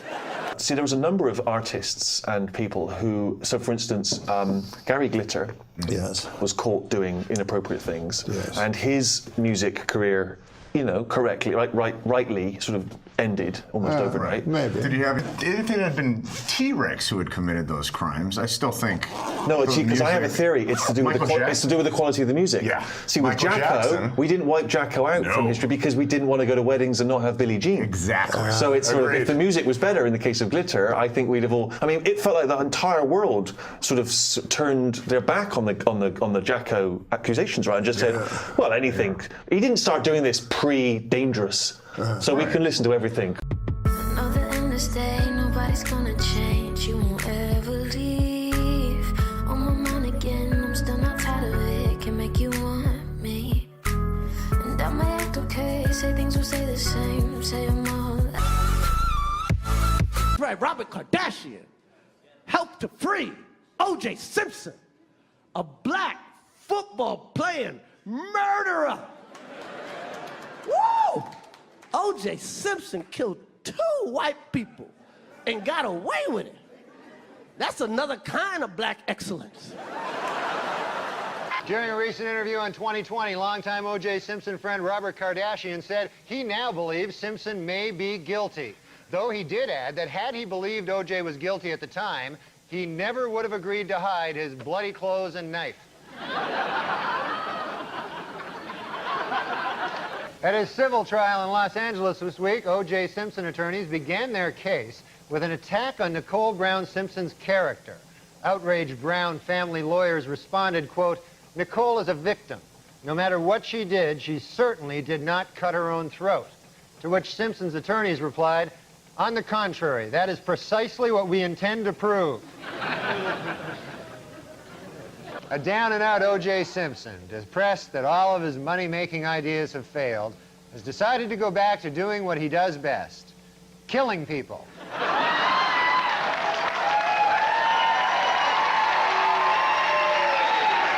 Norm, let me ask you something. Seriously, what do you do for fun? Like, name one thing you do for fun. For fun? For fun. Like, I'm going to have some fun tonight I've got or today. nothing to do today. Here's what I'm going to do. Is it spend money? It's not go Golf. shopping. You don't decorate the place. What do you do? I guess the only thing I do is I like to read sometimes. You're lying. I do. That's what I mean. That makes me. Do you feel- play video games? Do you play cards? Do you Solitaire? I read a lot of Mark Twain. There's only so much Mark Twain, and it's you're not much actually. Yeah. I'm reading letters from Hawaii now, something I've never read before. But I read like stuff that I read a lot of literature. And Do you go to movies? I reread it a lot. No. Great. Now that you are an author, can you tell us a little bit about your favorite books? What are my favorite books of all time? Favorite books in general, all time. My favorite book is Search for Lost Time. My favorite American book is The Adventures of Huckleberry Finn. I love Russian literature, and that's what I read mostly. Yeah, just the standard stuff. I don't like Dostoevsky, but I like the actual good writers. So yeah, my brother still has it. If you see turkey coops going down the road, if you see birds going down the road, most likely came from Tipton, Missouri, those crates. That's where you're from, Missouri. Yeah. Mark Twain country. 2 fathoms here. Say again now? Is that a Mark Twain quote? That's what Mark Twain, Mark Twain. Oh, that's Mark where the Twain. That's where the word Mark Twain came from. Got it. On the riverboat. 2 fathoms here. Yes, sir. You know his real name? Samuel. Ellen Claiborne. No, I don't. Or something like that, right? He had it. He had it. Sam Clemens. Samuel Clemens. You ever read any of his work? Mark Twain? Yeah. Yeah. In the United States, it's required reading in grade school. Well, sir, my son went to a school here in Los Angeles, California. And I don't like when they teach great writers minor work. I want to teach them the best work. Right? Yeah. So I went to the teacher and I said, why are you teaching my son Tom Sawyer when Huckleberry Finn, Life on the Mississippi, The Adventures of Huckleberry Finn, drawing dust on the shelf behind you? Oh, it's because it's racist. Mm-hmm. It's racist. It's the least racist book ever. It's anti-racist. Exactly. Goodness gracious, the ignorance of people. Well, what happened to the rest of the story? That was it. She said we can't do that, and that's it. She said the next thing we're going to do is Toni. We're going to study Toni Morrison, and she's rad. Wow. This is a private school that I'm paying a lot of money for. Yeah, I get you. Now listen, Dennis. Have you heard about this Huckleberry Finn thing? I heard something about they wanted to take the N-word out, right? Yeah. Anyways, I wanted to bring it up before I forgot, and then we'll get on to my my project. All right. Do you have any observation on it, any tweak on it, or just the cognizance of the fact that they want to? No, well, I feel it's a thorny issue. Mm-hmm. No, that wasn't the whole thing. No. I thought you were going to go like, well, how so, or something. Tell us more, Norm. Why don't you I feel it's a thorny issue. Yeah, I'll tell me you why. too. Why, Norm? Well, you got Mark Twain, and you're talking about, for those of you who don't know, what I'm talking about, they've taken out the N-word, out of many of the books of Huckleberry Finn. Norm, they've taken out. And so you got a thorny issue that I think I have a solution to. Do you want to hear it? Oh, man. Never anything more. Well, the thorny issue is this. Yes. You don't want to take, Mark Twain, one of the greatest writer ever to brush paper with ink, and change his words, for God's sake. On the other side of the coin, you don't want to have a young African American boy in school, hearing that word out loud and causing him pain. So it's a thorny issue. But I figure it this way. You've read Huckleberry Finn. You are so splendidly demented. Yeah, I've read it. You know it's written in the first person by Huckleberry Finn. Yes, I do. And you know it includes the N-word. Yes. Therefore, you just change Huckleberry Finn to a black kid. And it's like a rap song at that point, right? Exactly. Everything's cool. Some days we get closer. Things that we never really needed. Promises that we never thought of keeping safe. I guess it's never over if we never got a chance to check. David, on one time, this is a true story, and Dave, you'll attest to this, bought me a beautiful leather jacket. Oh, that's right. Well out of my price range. Now, I'm no one to take charity.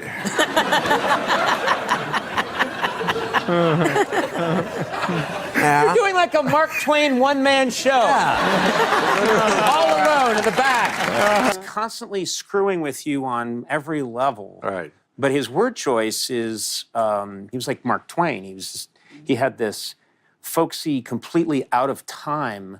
I mean, I don't know if he was born 300 years too late or 300 years too early, but he's talking in a way, no one speaks like that. And you really appreciate the way he says things and his timing. I heard you were an ass kicker, too. That's pretty fast. I heard you were a rough character. And the water. I did. I heard stories. That's man. different. No, The I water. heard stories. I heard stories about Norm where a drunk guy comes up to him at the bar and goes, "Hey, aren't you Norm?" And he's gone. He's just suddenly gone. None of this. Norm's back at the bar going, "Hey, what happened? What happened to that guy?" I was early on that Sunny in Philadelphia. I told everybody to watch it from the early start. And who else? Got nothing from it. And then I even phoned their agent. I said, "Hey, that's a good show. Nobody's watching it, but I like it, and I'm in TV." They never got back to me. Never did. DeVito's What? DeVito's the EP on that show. Oh, He's yeah, got an yeah. axe What to was- grind with. Why? Because of the fist fight I had with Christopher Lloyd back in the, at the Improv. Exactly. You remember the incident. Did you witness something with Norm, with Gilbert's friend Norm MacDonald while you were there? I did. I heard you yeah. tell this story. Well, it was it was Do you know this, Gil? It's Ian Maxtone Graham, who is he's a writer. He's written on The Simpsons, and he was on SNL at the time. He might still be a writer on The Simpsons. I don't know, but he's this big, tall guy, and he was always in his jogging suit. He was always out running and working out and stuff. So he came into the writer's room there, and Norm was smoking a cigarette, and he's not supposed to be smoking indoors at the time, but Norm just light up a cigarette. So Jay Moore is the only one who does a really great Norm MacDonald. But anyway, he's smoking a cigarette, and Ian, said, "You're not supposed to smoke up here." And Norm said, "Yeah, don't worry about it," or something like that. And so Ian squirts him with a bottle of water, just squirts him in the face with it to put the cigarette out. And Norm took a swing at him, and they went at it, and it was pretty good for a couple of seconds. Two real tall, kind of gawky guys, swinging away at each other. And Farley broke it up. Farley just stepped in because he was, that was who he was. And, so it was, I wish it should have ended with someone going out the window, but it didn't. An entertaining 26 seconds. 26 episodes. However many weeks you were there. Yeah, I had some fun. Was Norm screaming or yelling stuff at him while he was punching? I don't think so. Yeah. I think it was pretty physical. I think nothing needed to be spoken at that point. Yeah. No, yeah, cocksucker. Gonna fucking kill you. Herb Sargent told me that Norm punched a couple of people out there. I think it happened more than once. Wow. Yeah, I've heard that. Yeah. Yeah. He's an interesting guy. I mean, he is. He is. I think he's fabulous. I think he's very funny, and I think he's a very smart guy, and he's a very kind of sensitive guy. I mean, he just did this Larry King interview. It's on Hulu, and he's really kind of wonderful. Wow. Yeah. Well, he teared up at the last week of I know. Letterman. He did Well, it was so moving. That was amazing. Yeah. It was a real moment. Yeah. Well, you and I met under unusual circumstances. We did. Yeah, there was a period of time in, what year was it? 96? 96. Yeah. It was a very brief period of time. For 1 month, I was a guest writer over at SNL. Really, really wanted a job, really wanted a writing job. And it didn't happen. Right. And, but... There's still time. There's, okay. Oh, yeah. And one night I was having a soccer game, and you were an intern there, right? I was an intern. So, I was 19 years old, and I was an intern at SNL. And I was living in Brooklyn with my grandmother while I did the internship.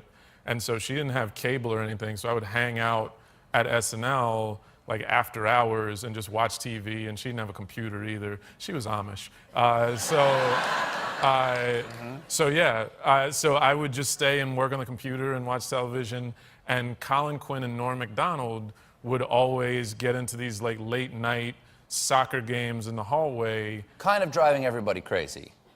Yeah, I mean, but as a 19-year-old, it was kind of like, this is amazing! So, yeah. Well, I was 31, and I was like, this is amazing! Okay, good. I felt the same way, because I was a guest writer there, and I would jump in on these soccer games. It would be like 3 o'clock in the morning. Yes. And people were like on deadline trying to get the scripts done for Saturday. It was like Friday night. Yeah. And I was hanging out with Norm, because I was sometimes I would sit in and write on Weekend Update, and Norm got into a huge fight one night. Right. In the soccer game. Yes. And it was with you. Yes. Yes. That's true. Yeah. What had happened, you were in the game as well, I believe. It was me and Norm against you and Colin. Right. And so then at some point, early in the game, Colin and Norm had been jawing at each other. Yeah, they've been fighting. And Norm was also trying to quit smoking, so he was extra agitated. And at some point, Norm and I got into a bit of a scrum for the ball, and I wound up clipping him in the shin. And then he got really mad, like you do when you're trying to quit smoking, and grabbed me and tried to throw me across the room, which is not how soccer's played. And I pushed him off of me because I was 19 and didn't really understand like stations of power. And then we got into a shoving match and started yelling at each other. And Colin and I pulled you two apart. Right, yes. Right, yeah. Yeah. And the part about the story, I enjoy the story, but I enjoy the story, but the part I enjoy about the story is that the way one of the first times you and I ever had a conversation was about our period of time, both briefly at SNL, and I told you that story not remembering that you were the kid that Norm was fighting. Right, yeah, yeah. Yeah, and you went... Yeah, that was me, yeah. Yeah, so that's kind of how we met. Yes, yeah. This is Norm MacDonald is threatening Seth Simons on the... What does he say? So Seth Simons goes, same energy, and he posted a picture of the Joker and Donald Trump, which is like... Oh my God. You fucking loser. And fucking Norm MacDonald wrote, hey, you fucking piece of shit. It's you that's the Joker, a failed stand-up that kills someone who got a TV show. I cannot wait to meet you, and I will. Damn, dude. Yeah. That's so sick. That is awesome. Norm's just like, fuck you, bitch. Fuck. Is it really my fault? 'Cause you try to hit me with your pity till I can't trust, but I still push on. Got me changing my ways, trying to fix it. I'm sleeping with your wife. You son of a bitch of a motherfucker! Huh? You sleep with my fucking wife? You do it on fucking Friday night, were you? Huh? She said she's going out with her friend. Hey, can you get my Louisville Slugger for me, please? Oh, Norm, no. The Louisville Slugger. It's an American tradition, quality, craftsmanship, and pride. You can find them all when a sporting good bears the name Louisville Slugger.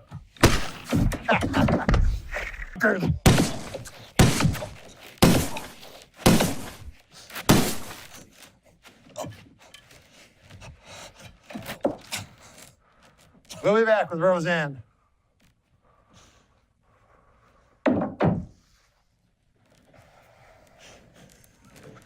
Honorable Norm what are you MacDonald. doing? Judge Judy's the guest. I had an idea. Oh, you had an idea, Yeah, huh? you know- What's this? It's my nightstick. What's this? Oh, that's my real pistol. And what did I tell you about having ideas? Good. No, I didn't tell you that. I have an idea. My idea is to pistol whip you.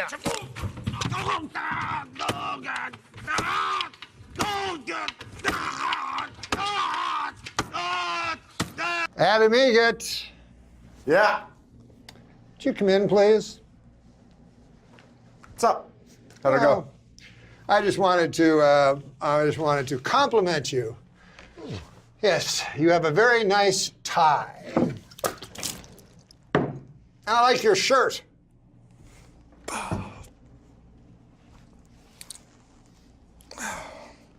running now. Who are they? Clinton and Dahl? Pat Buchanan is running. Right. Now a couple of people are threatening third-party runs for the That's true. presidency. And I'm anxious to see him. Up there he is. It is Bob Dole. Wow, look at that. Holy mackerel. Oh, man. What an honor to see you, sir. You're good. Got my casual look on here. How do you like it? Wearing a good suit? You look fantastic, Mr. Dole. Let me just say, although I'm not thinking of voting for you because of the abortion issue, I would love to interview you, and maybe you could convince all of us. Yeah. You're smart to come in here, is I think what I'm saying. Well, that's what I'm here for. I'm traveling around America and trying to get to know the people of America. Right. It was funny because I saw a picture of Dole in the paper the other day. Mr. Dole. Mr. Dole. Right. Standing on the beach in his suit talking to people. So he was casual there, too. Sure. Yeah, Nixon used to do that. He used to walk around on the beach in his suit, too. He's a good man. Right. Good man. And you don't look a day over 85 in person, I got to tell you. You look great, I got to tell you, Mr. Dole. And it is tell you something. I've traveled all around this country and I've met the people of America, and I learned one thing about them. What is that?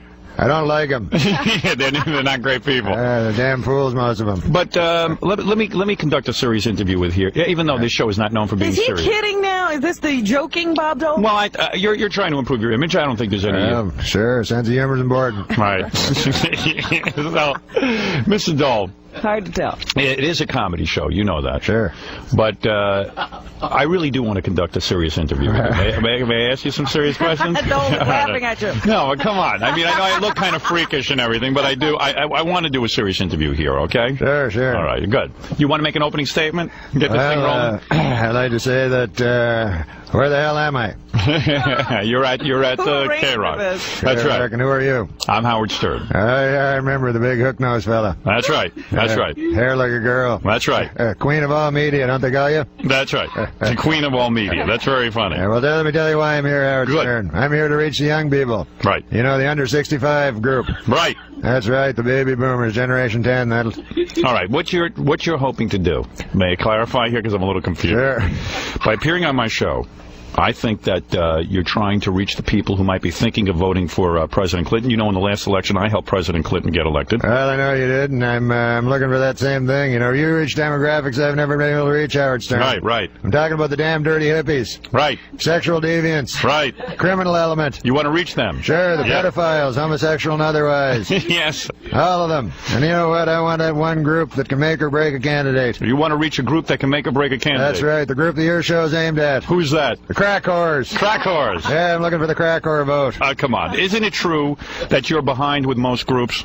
Well, that's true, but I'm ahead with some, too. That's what the media doesn't tell you, Howard Stern. All right, name one group that you're ahead with. Well, I'm a clear favorite among really old guys with one arm. They like you. Sure, How many people like that are there? Well, there's, hello there, Robin. Hi there. Well, wait a second. You brought up something interesting, Mr. Dole. You really brought up something interesting. Right, let me ask you, what about your age? I mean, you're older than everyone. Isn't that true? Well, I suppose that is, when you look at it that way, but age will not be a factor in this election. I'll let you know that right now, Howard. Age will not be a factor? No, sir, unless Are you dropping out? No, Mr. Dole, what do you mean age will not be a factor in this election? Well, unless I die. Right, okay. Won't be a factor. And I won't lie to you, Howard Stern, I'm no spring chicken. Well, my prostate hasn't functioned properly since JFK's head was in one piece. All right, so I guess you and Mrs. Dole don't have an active sex life anymore. I know, you wait just 1 minute, Howard Stern. The only thing on Bob Dole that's limp is this arm here. Right. That's right. When it comes to dirty, shameful sex, I have just as much as anyone. You hear that? Right. Hear that, Robin Quivers? I just heard that. Bob Dole's a man who appreciates a good three-input woman. Right, and by the way, Mr. Dole, Robin is a three-input woman. Is Mrs. Dole? Let me ask you something about specific ethnic groups, if I may. Sure. All right. Now, you're friendly, you say, to different ethnic groups. Are you friendly to blacks? Well, let me tell you something. When I was growing up, we didn't call them blacks, Howard Stern. Yeah, what did you call them? Slaves. That's right. Are you friendly to the slaves? Well, that was a different century. I don't call them slaves anymore. I use the correct terminology. Right. Darkies. Darkies, I see. Right. Okay, no, wait a second. Mr. Dole, let me ask you. You got a good system here. You got the white folk here, and you got the colored girl over there. And right. I'm segregated over But let me ask you something. I'm curious. No one's ever asked you this before, and I've been known to ask outrageous questions. Have you ever slept with a black woman? Well, to be honest with you, Howard Stern, love is blind, and I've known the touch of many an ebony princess. Really? Sure. That's shocking. Well, The only problem is, who wants to make love and guard their wallet at the same time? Right. But I will say one thing for him, when you're finished with him, well, the bed's made and the room's spotless. Right, all right. Now, obviously, you're a little unenlightened when it comes to black people, Mr. Dole. I wouldn't say that. I resigned, the same week as Magic Johnson. That's true. That's right, and I have full respect for Magic Johnson. He's a great man. Do you like him? Oh, my goodness. He'll leave a lot of records unequaled in the NBA, and I'll tell you one record he'll leave. What's that? Nobody will ever break. What's that? Only man ever to get AIDS from a woman. Now, let me move into some other issues, because you're being very open, and I appreciate your candor here today. Sure. All right? How do you feel about abortion, and how do you feel about gay rights? Well, I'll tell you, Bob Dole's against abortion. He's against gay rights. Right. There's one thing he's for. Yes. Aborting gay fetuses. Really? Now, Sure. You're the only candidate who's come up. You want to abort gay fetuses. That's right. Once you see a limp wrist on that sonogram, you get out the vacuum. Right. Now, Mr. Dole, now let me say something here, because this is outrageous today. You are really coming out fighting. That's right. I don't know how many of these policies we can believe. Are you serious? Well, sure. Sure. Why not? Listen, let me say something today, and I think you got to say something favorable about Mr. Dole. What's that? A lot of people have said that you lack energy, but I got to admit something today. You have lots of energy. You really do. Well, sure, I'm no friggin' fossils, Howard Stern. Right. What if I'm old? Even a dead Bob Dole will be better than Clinton. Right. Problem with Bill Clinton is he thinks it was his penis. Right. I'm surprised his penis doesn't deliver the State of the Union address. Right. And Hillary, good God, she's more annoying than crumbs on a massage table. Crumbs on a massage table? I don't even get that reference. I didn't get it either. Jackie gave it to me. Yes, that's true. You can't throw anything at the president. Yeah, Jackie's throwing paper. Yeah, that's the President of the United States. Almost. Lord, Right. Almost, that's right. Right. I'll tell you what I don't get, though, Howard Stern. This building you work in. You don't like it? Good Lord, Bob Dole hasn't seen a structure this decrepit since his left arm he looked at. I see. I call this the hell that is 600 Madison Avenue, home of the world's greatest radio show. The world's funniest people. And that Fred fella. Good Lord, Bob Dole thinks a grown-up man should get his wife under control, make sure she's not out stripping at Broadway shows. So you are a fan of the show. You know about Fred's wife stripping. Well, I've been told. Right. Now, as long as you're commenting on people from the show, how do you like our own Robin? Comment on her. I like her a lot. She's a cute girl, but I think it's not so normal to be consumed with your sphincter and colon all the time. Right, with her high colonics. That's ridiculous. Bob Dole says anyone so consumed with their butt cheeks should be ashamed of their sorry existence. Yes. And this fellow over here, Jackie. Jackie the Joke Man Marley. Yeah, damn dirty hippie, that's all he is. Well, yeah, what about him? He's out in the hallway trying to sell me a bunch of crappy T-shirts and CDs. Oh, he makes those in his basement. Yeah. A big star. Yeah, Bob Dole's all for capitalism, but you, buddy, you're embarrassing yourself. That's true. Yeah. You're absolutely right. Not as embarrassing as Ralph, but I'll You tell met Ralph? Well, yeah, I saw him out there, but Bob Dole doesn't like to pick on little girls. What did you think about some of our interns out there? Oh, good Lord. Steve the Gorilla. Right. Stuttering John, Ganja. Good Lord, don't interns usually move on after 9 years, Howard Stern? Right. Excellent point, Mr. Dole. Yeah, by the way, Stern, I think it's damn nice you'd employ that retarded fellow with the big teeth.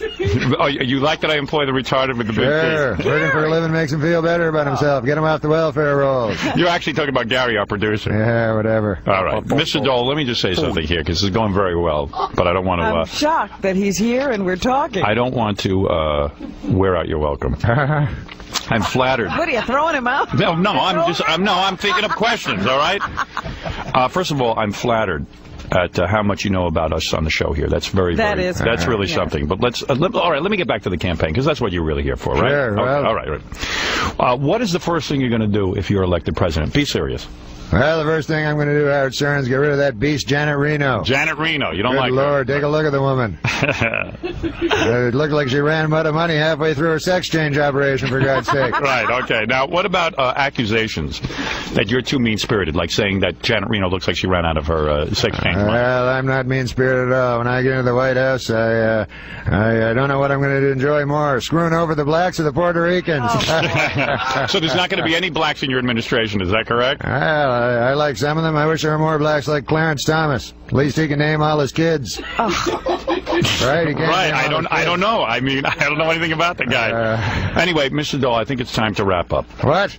Not so fast, you big hairy freak. I've chosen a I've chosen a running mate, and I'm giving you the exclusive. Oh, now great. Now this is a big news. Ladies and gentlemen, for the first time, Bob Dole will mention who his running mate is going to be. Now, who is it? That's right. Bob Dole's running mate for this 1996 election. Somebody who's been with me for a long time. It's going to be this pencil here. The pencil you hold in your hand. That's right. That's right. Yeah, it's a number 2 pencil. His name's Dixon Ticonderoga. Right. Yeah, he's been with me since the Great War, Howard Stern. You mean World War II? No, you damn fool. The Great War. Cro-Magnon man versus Triceratops. That's right.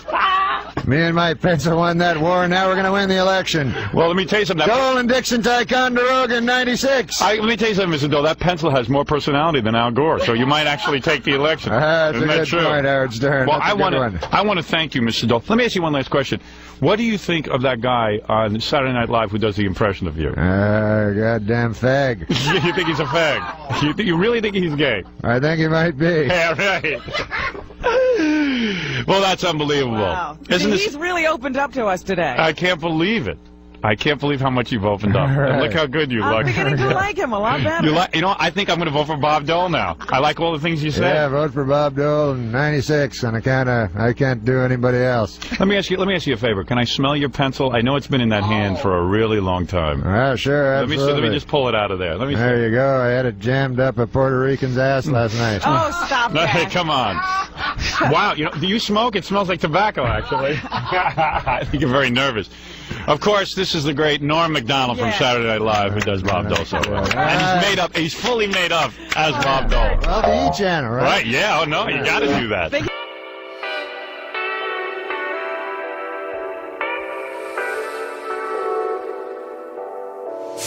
We've been down this road together. We've been seeing the colors fade. Nominee for President of the United States. I thought he was in Florida, but he's here. No, he's here. Thrown off the press with those erroneous reports. Well, he's like John F. Kennedy Jr. He knows how to throw off the press. Here he is. He's walking in right now. A little presidential music for the Senator Bob Dole, actually ex-senator. He resigned. I see you're holding your pencil. Whoa! Oh, my God. Oh, my God. He took a fall. Are you okay? Were you doing the Macarena? You just took a fall. Are you all right, sir? Yes, no problem. I'm in good shape. No problem at all. Did you hurt yourself? No, I don't hurt myself. I took a damn grenade back in the war. You think falling off anything hurt me? Was that what did it to you, a grenade? A grenade, that's right. I didn't know it was a grenade. I had no idea. Wasn't it a grenade? No, I don't know what it was. What was it? I don't even know what it was. I know that you almost put out your eye with that pencil. Right? When you fell off that stage, you almost put your eye out with that pencil, didn't you? Oh, yeah, and at least huh? What? What? Yeah. Not ad-libbing today, are you? That should have told him to put the pencil in his hand, in his bad hand, with the point down instead of, Yeah, why is the sharp end up? Why don't you keep the eraser facing your eye and your face? What's that now? Okay. You're not Polish, are you, Senator? All right, let's see. Let's talk. Let's get into this. Ladies and gentlemen, first of all, it is a pleasure once again to introduce the Republican candidate for the presidency of the United States. Let's do this officially. Let's welcome Bob Dole. Thank you. Good to see you all. You look great.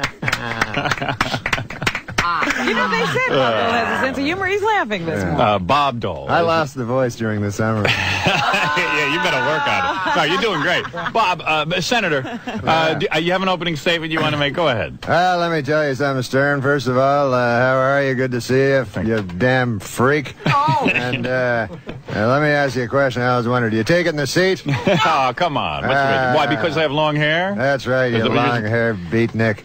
But don't worry, Bob Dole doesn't discriminate against the homos, and the queers. Right. Freedom for all homos, that's what I say. Right. In fact, I'm completely in favor of homo marriages. Wait a second, really? You're in favor of gay marriage? That's right, I changed my position on that. You did? Yes, that's right. Unbelievable. You changed your position. That's revolutionary. I think they should have the same kind of marriage, except they have to change the line, the vows there, where they say until death do us part. Do we have to change that? Yeah, they're going to change it until lingering, horrible death do us part. Talking about the AIDS virus. Well, I don't want to say. Well, listen. All right, listen, Dole, let's start Nothing wrong again. with AIDS. Let me tell you something about AIDS. I believe everybody should take an AIDS test. You do? In this country, but I have a little piece of advice for you. If you're going to take your AIDS test, don't cram for it the night before. That's what I say. You know, you're not a very... You know what? I'm going to tell you something about yourself and your personality. You seem like a very angry guy. You really do. You seem mean-spirited. That's why I think the voters are turning against you. Well, why would I be angry, Howard Stern? You know, I got a gimpy arm, one kidney, I'm 73-year-olds, and I'm 40 points behind the damn polls. I'm sitting on top of the damn world. All right, so you are an angry man. Maybe, listen, let's talk about the issues with Bob Dole. This is good. I'm glad you're here. I want to talk about issues. A lot of our audience, even though they work in gas stations, they're interested in the issue. All right. So let's let the people know where you're coming from. Where I'm coming from? Yes. Well, that's just the kind of damn hippie language I'd expect from you. Politically correct, right? Yeah, that's You're right. groovy. All right. Well, let me tell you something, you damn dirty beatnik. First of all, I'm against crime. You're against crime? Yes, I've got a hard-on for hard-on what? You got a hard-on for hardened criminals? Is that what you're trying to say? Right. Come on, man. Did you rehearse at all? Do you just come in here and wing it? Closing his eyes for that makeup. Yeah, I mean... Damn, I mean, did you read the script ahead of time? I mean, come on, Senator. I think that pencil hit you in both eyes. Hard on for hard on. I think that pratfall, he needs some drugs. Yeah, now you say you have a hard on for hardened criminals? Yeah. What else? Forget it. All right, wait a minute. Listen, what? Come on. The government, bailing? Keep going. I'm trying. The government is doing a real piss-poor job of protecting the good, hard-working Americans. Too much crime, Howard Stern. All right, now, why is there so much crime? Well, crime's no mystery. A crack-smoking retard knows why there's so much crime in America. It can be explained in 3 simple words. Go ahead.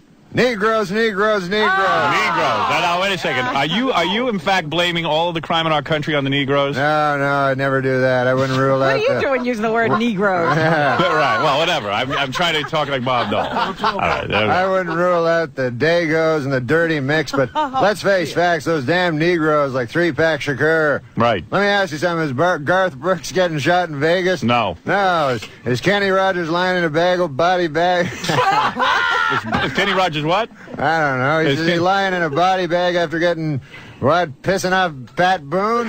No, I don't see Kenny Rogers and Pat Boone trying to kill each other. No, I don't. That's my point. That's true. No one will say it, but they're the problem. We must do something about it. I'm too old to deal with it, but what? He says he's too old to deal with it. But you're saying somebody should deal with it. Somebody should deal with it. That's right. Well, Senator Dole, excuse me for saying this, but you are really coming off sounding racist. Racist? I'm not racist. That sounds like some a damn dirty Jew would say. And listen, I don't mind damn dirty Jews. I'm not saying that. Right. You know, although it was a Jewish doctor who operated my right arm. Really? That's right. He did that to you? Now it's about as useful as a new pair of rollerblades for Christopher Reeves. You know? I can't believe people would want to vote for that dope-smoking, draft-dodging horror master instead of me.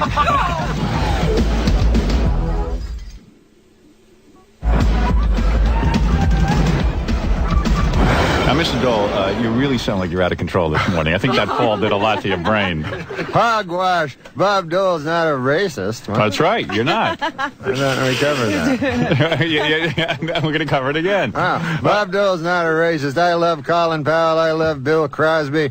I even love that 16-year-old piece of ass Moesha. You do? That's You right. love Moesha. I love Moesha. There, Right. I said it. I'd love to hold her off the side of a bridge by the ankles until she consented to give me oral favors. That's right.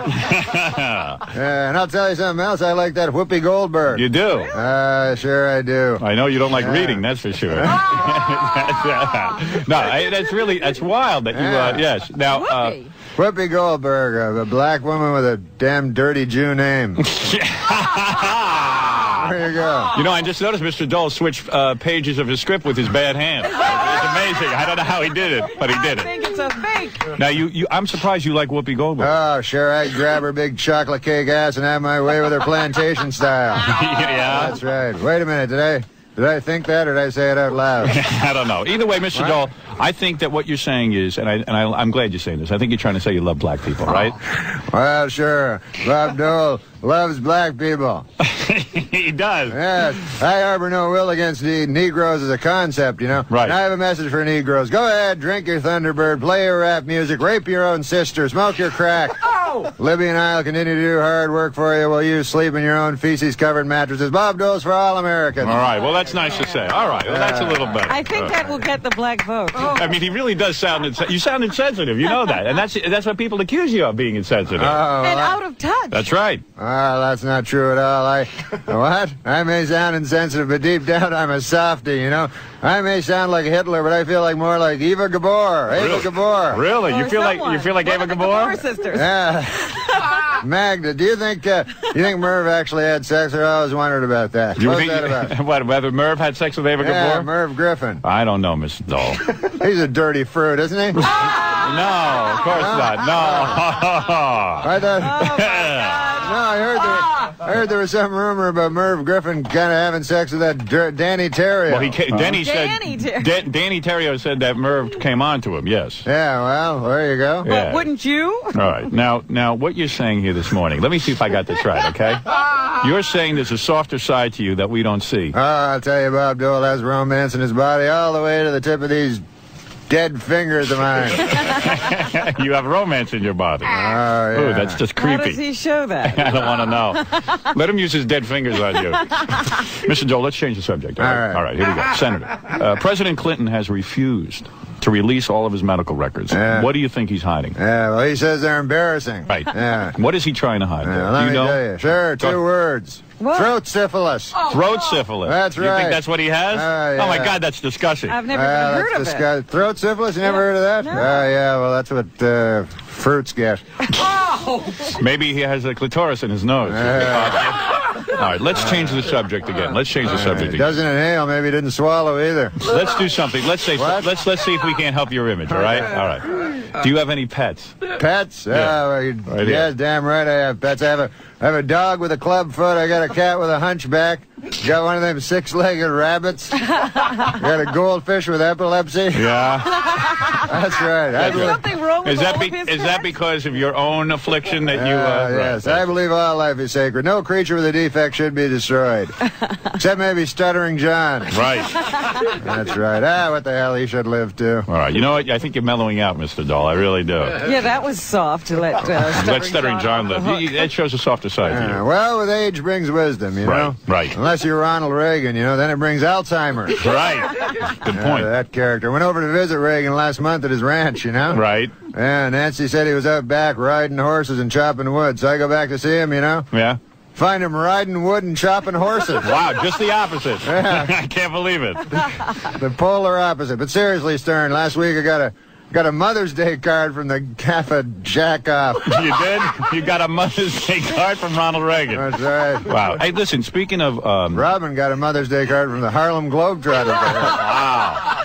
Now, let me ask you something, Senator Dahl, all right? I heard that on Carson a long time. Oh, really? Yeah, all right, well, that's okay. It's all right to take material from there. Senator Dahl, you bring up Ronald Reagan, and you have an advanced age. How is your health holding up? Oh, I'm fine.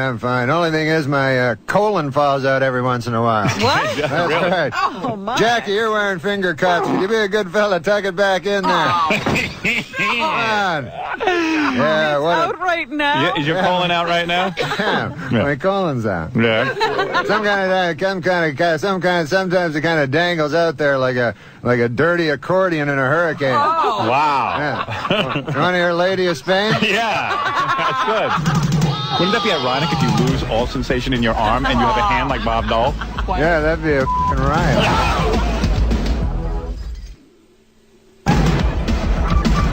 I can see you're a personable guy. You have a certain charisma when people meet you. You have a lot of good ideas. Why are you still losing to Clinton? Oh, God, that beats me. I can't believe people would want to vote for that dope-smoking, draft-dodging horror master instead of me. I just don't get it. Man cheats on his wife. Right. If he were a real American like me, he'd do what I did. Bill Clinton would dump his first wife and trade her in for a younger model like you do with a car. Right. Let me tell you, Stern, I love that new bitch smell. What? That new wife smell? Oh, yeah, that new wife smell. You love that. All right, listen to me. Let's see if we can't make this happen a little more, all right? Let's have some final thoughts from you, all right? The Brady bill. I'm against it. Completely against it. What is that again? Buying handguns. Oh, yeah, I know. Yeah, right. No, I just need some help. No, I'm against the Brady bill. You are? Yes, it violates our God-given right to buy arms immediately. So we can go out and shoot any son of a bitch that tries to break into your home and rape your wife and then tie you up and put a little red ball in your mouth while they take a curtain rod and violate you while playing rap music in the background. Right. Now, this didn't happen to you, did it? What? I said that didn't happen to you, did it? It won't happen again, I'll tell you that. Right. That fantasy. With rap music, huh? Yeah. Wow. Well, let me tell you something. I want to thank you for coming in. You were terrific today. You've never been more right on. It's unbelievable. And your preparation was incredible. Excellent. Right. And you're a good guy. I could see that you're a good guy. You know, maybe people... Has he changed your mind? No. I'm still not voting for him. What? You're not voting for Well, me? I'm thinking about it. All right? Let me tell you, you don't vote for me, I'm not going to see your movie. Really? That's right. That movie by itself could bring down the entire country. Wait a second. By the time it's out, you'll be an asterisk in the history books. You know that, don't you, Bob Dole? Oh, wow. Did you just say the F word? No. Do I say that? You almost said it. No, But you that's what it said says F you. right there. F you. Oh, F okay. you. F you, Howard Stern. Let me Don't shake reach out to shake my what? I was going to shake your hand. No, don't do that. Why? No, my hand's as dead as Minnie Pearl, you bastard. Oh, you got through that all right, didn't you? Oh, the makeup was excellent, too. Yeah, now he warms up. Wow. Senator Bob Dole. Bob Dole. As Bob played Dole. by Norm MacDonald, of course, the only good person left on Saturday Night Live. Yes. Yeah. I've heard the Norm stories. I'm Fuck Blackjack guy. Oh, yeah. I play blackjack. Oh, do I love What was your Blackjack. biggest loss? Do you talk about it? Nah. Not really, huh? Nah. I don't blame you. A lot. It was a lot. Yeah, you're over it though. I did a stupid thing one time. Okay, he's ready to talk. This was my big statement I threw over at Atlantic City on the boardwalk. I threw 60,000 into the ocean. What? No way. Yeah, to quit. That was my thing. I'm going to quit. Why didn't you just quit and keep the 60? It was supposed to be like I felt like I was in a movie. Wow. That was a symbolic kind of a thing. Like, Yeah, was it money or chips? That was What's money. that? Was it money? Holy shit. I said chips, and he goes, "What's that?" Wait, so you threw 60 grand because you had a moment where you're like, "This is cleansing. This is Yeah, like it's just- to the ocean. I committed." The same way a drug addict would throw his drugs Sure. into the ocean. Right. How To long make after it left your hand did you regret it? I regretted it pretty quick. See, I would have thrown the fucking dealer into the. That's how I would get over it. Someone told me something amazing about you, that the movie Rounders, which is about underground gambling, was based on your life. Oh, no. Is that true? That they followed you around? No one told I didn't you say that. I did. I got that information. I know that guy who wrote it likes Is Norm. that in my Wikipedia? You know, Brian Koppelman likes you, the and writer that of he that. followed Norm around, and Norm would go play poker at a lot of In these the middle of underground the couples night, in the yeah. middle of the night. That's true. And it's actually a documentary on Norm's life. No, it's not. It is. But I would go to the same club where it was where they did Rounders, and this was before Rounders. Yeah. Why would you play poker? When I was a kid, I played backgammon. I was good at backgammon. But why would you play poker at an underground club when you could go to, let's say, Vegas or Atlantic City and play poker? Why would you go underground? What is Because the I was appeal? only a little kid. I was just a kid. Oh, you were a kid. And oh, I one thought is you... well, no, but one is 2 blocks away in Manhattan. You know, Oh, I see. Me and Norm went to a week. The second time I was on your show ever with Norm, we were in one of those clubs all night long. Right. And we came right from the club. Did you get your clock clean? Did you lose a lot of money? I lost all my money immediately, so I had to start. I had to start shooting pool. There was this whole gambling going on. So I shot 8-ball until like 6:30 in the morning with a guy, and I lost $800 doing that. Right. And then Norm, I lost about $2 grand at the tables. Norm played poker, and then Did Norm win? We just Hey, made- one time a guy tried to hustle me at pool. Are you good at pool? Norm's good at pool. No, not very good. But it was just we're just playing like bar pool, like we're drunk. We're all drunks. This was when I was young, you know. But you play for a lot of money. No. This is when I had no money. Yeah, okay. So I'm playing this fucking. Oh yeah, right. Yeah, you're okay. When I'm playing this fucking pool hall, and this big, giant black guy. It doesn't matter what color he was. All right, but it helps the story. Giant black Like guy. Forrest Whitaker in The Color of Money. In The Color of Money. Yeah.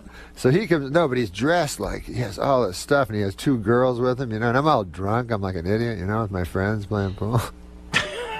So he goes, I'm next, you know, so he puts his, like, fucking 4 quarters down. And so then he goes, here, let's play. So the guy, he has his own stick, you know. Oh, boy, you're in for trouble. Yeah. Then. So we're playing, and he's missing by only like a millimeter every time, you know. But I win, I beat him handily, but like he's the worst hustler ever, right? So we play for $1. So then he goes, now we're playing. He goes, now we're playing for $100. Like it goes up to 100 from 1, and I just beat him every fucking. So I go, no, I'm not. What? I go, I'm not playing. I'm taking my $4 and going drunk, you know. I go, I'm ahead $1. I was kind of an idiot. Yeah. I go, I'm ahead $1, you know. I'm not playing you anymore. Ah! And so the guy goes, he's all mad. So then another guy played, and then stupidly I gave my friend advice. And then the big giant guy hit me with the cue across my head. What? And I looked up, and the cue stick was right in my head, and he goes, I break people's bones for a living, motherfucker. What? Oh, whoa, you're kidding me. Yeah, that was He my sounds story. like Football Williams, that guy. I was like that. Oh. But Norm, So that was my story about my Norm, pool hustling days. You should keep that one to yourself, the pool hustling story. But Norm, shouldn't tell that on radio. Yeah. But Norm, I don't understand something. You go to these underground clubs and you play these cards, and it's a lot of money. You're talking about a couple of grand, right? You're talking about maybe I lost 20, a couple of grand. You're talking 20. Got 160 million. It's like, you're talking about. It's like when Johnny Carson tried to be like, "What's a loaf of bread cost nowadays? Is this crazy?" No, I'm saying I got news for you. It's like $2,000. It's like $2,000. I wouldn't gamble $100. Yeah, but he's not a gambler. I've seen Howard get mad over $10. I don't like to gamble. I find it insulting. That, in other words, I find making money, you know, is a very, especially where I grew up, is a very hard thing for a lot of people, and it's a tough thing. And to just piss it away in a gambling situation, My old man felt the same way. offends me. And my father would think that too. Right, but you play for big bucks, right? I mean, No, 20, 30 grand a clip, I'm right? trying my best. Well, you don't remember what happened with this place we were there all night. Yeah, tell the truth. And we were there. I don't know what Norm played that night. He was playing all night. I lost $2,000 myself, you know. Right. But so we came here, and Norm accidentally said the name of the place. Oh fuck! Do you remember that, Norm? Yes, because the guy did not care for that. A guy called up and said, "Yeah, listen, Norma." Like later in the afternoon, Forgot he about said, "Listen, that. we appreciate you coming here, but we don't have a fucking publicity department. We're not looking for customers." Not looking for that. Can I say the name of the place? It's not The there. Mayfair. No, don't say it. It's not there anymore. The Mayfair. It's not there They anymore. closed No, it. it's a famous place now. The Yeah. Mayfair. Yeah. Well, But Norm, I think Howard's right in the sense that guy Koppelman, who wrote Rounders, he's a good guy. I know him too. Yeah. He likes you. No, he and was there sorta all the hung time. around. Yeah, he played at where. Well, why couldn't it be his own story if he was there? I might be involved. I knew a guy that was in the movie, Joey Bagels. yeah, what I hear is that it was based on you. Yeah. Legitimately, He would yeah. watch Norm while he played. Is it true you're betting English Premier League soccer or some sort of weird? I have bet soccer. That's not a lot of fun because No, it doesn't sound it's like it. 90 minutes. You know, Yeah. 20 minutes into it, you're down 1-0. You're in a lot of trouble. Right. The chance of them tying it up, let alone winning, they only have 70 minutes left. So what other stuff did you wager on? I wagered on. Is that the weirdest? You bet on tennis? Oh yeah, I bet tennis. Golf? Obviously golf. Yeah, I bet everything. What do you do? What's your strategy for golf? A lot of long shots? I made a lot of money betting against Tiger when he was. They had a weird bet in Vegas for a while when Tiger was so dominant. It was anybody but Tiger. Oh, I like that. And the Yeah, odds were always skewed because they know that people always thought Tiger was going to win. Right, so the odds would be you get him at 1-2 or something like that. Yeah. Because everybody would go into a sports book like tourists and go, hey, I can bet on Tiger plus that pays 2.5 to 1. That's a good deal, you know. That's what how they also get the Red Sox and the Cubs fans that way.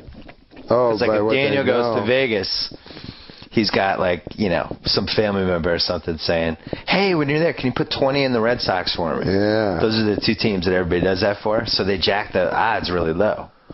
And also the other But how thing do they know which team is going to play? Because they know how do they know Red- which team's going to show up. Their goal with the futures. Oh, you mean if not if they're playing each other, but No. Red Yeah, Sox the future, play- the World Series. Oh yeah. Yeah, put 20 in. Oh yeah, of course. The odds would be low. Yeah. And the other team they do that with? The Lakers. Right. Because you get so much people driving in from Los Angeles to Vegas, so they know they can skew the odds. Yeah, that makes basically sense. toward the Lakers. Hey, what about this? What if you? I always wondered this. You know, when you drive from Vegas to, from Los Angeles to Las Vegas. Yeah, usually. And then there's that thing where you hit the Vegas border. Yeah. And it's a casino, right? I don't know what that town's called, but as soon as you cross.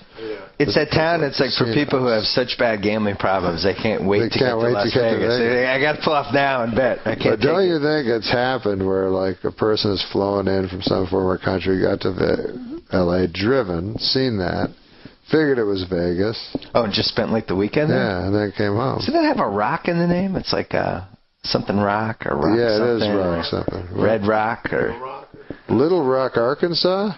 Oh my God! Explain to me. Daniel's not exactly Watson over here. Norm was on my late night show and always an amazing guest and some of my favorite moments. And he's in the makeup room getting made up. And, the band's playing. I'm about to go out and start the show. But I go in just to say, hey, to Norm. And what I want to do is make sure I like to get in sync with people a little beforehand, just make sure that we're both on the same page, get a good groove going. So I go in, the band's playing, and Norm's always great. I'm like, hey, Norm, good to see you. And he's like, hey, can you back out of the way? I'm trying to see the television set. Can you back up there, Conan? And the TV's on. And so I sort of back out of the way, and I realize he's watching some college basketball game, and he's watching it. It's towards the end of the game, and all this. And I go like, okay, well, anyway, good. And he goes, can you be quiet? Quiet. Hold on a sec. And then someone scores a basket, and he goes, and the game's over, and he goes like, fuck. And I'm like, what? And he went, I just lost a lot of money. My whole dirty work. Yeah. Everything I made on dirty work is gone. and I went, oh, and he went, oh, I'm in a terrible mood. And I went, okay. And then someone with a headset said, Conan, it's time to go on. And I went, I'll see you out there. And he's like, 30 seconds. Fuck you. You came in and jinxed me. You jinxed me. I'm going to fuck up your show. I'm doing a show with the jinx. You're going to jinx my set? What's the most you ever bet on a sporting event? Oh, my God. I don't know, probably 100,000 or something like that. Wait, what game? It was actually the worst beat of the century. It was pretty bad. The Mets, I had the over, which I think was 7, and no, 6.5. I'm sorry, it was 6.5, and the game was tied 2-2, and I think Ventura was the batter. Wait, the Grand Slam? Yeah, the one-run Grand Slam. You know that one? Yeah. It was tragic. And I remember Costas at the time because it was just bedlam, and he goes, "I don't think those will count," And I'm like, "Oh, Costas must have." He had the under. He must have. He was pretty happy about it. But did you bet with Artie Lang when you would hang out with him? Yeah. Artie and I bet a lot together. We enabled each other.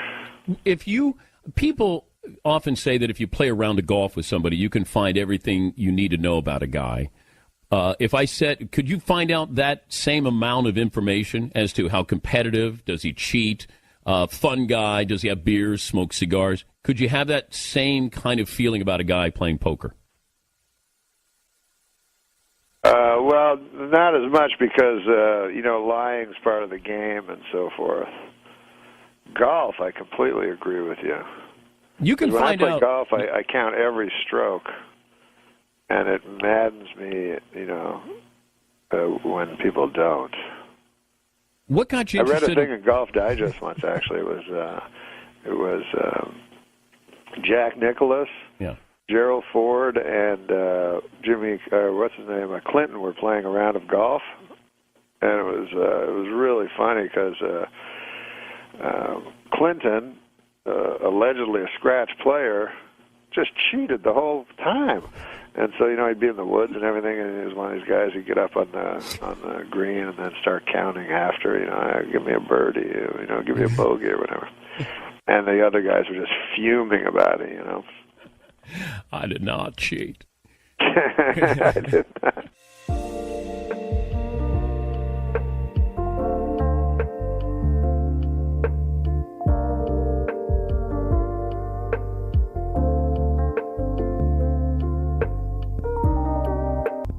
What was the biggest bet you ever made? Oh God Almighty! I don't know. I one time, the most I lost in one night, because 3 times I've lost everything that I've ever had. How do you do that? I mean, not morally, but I mean, like, how do you physically do it? Well, yeah. I mean, like, you make one more. Like, what is the process of that? What's the evolution? It's funny because it's the only time I ever went to a psychiatrist, he said, I was like, because it was for gambling. I was like, how the fuck do I get out of this? And he's like, oh, you gamble to avoid life, and I'm like, but my thing was, well, isn't that why you do everything in life, is to fucking avoid it? You know what I mean? Like, it's too painful. Yeah. Like, why do you?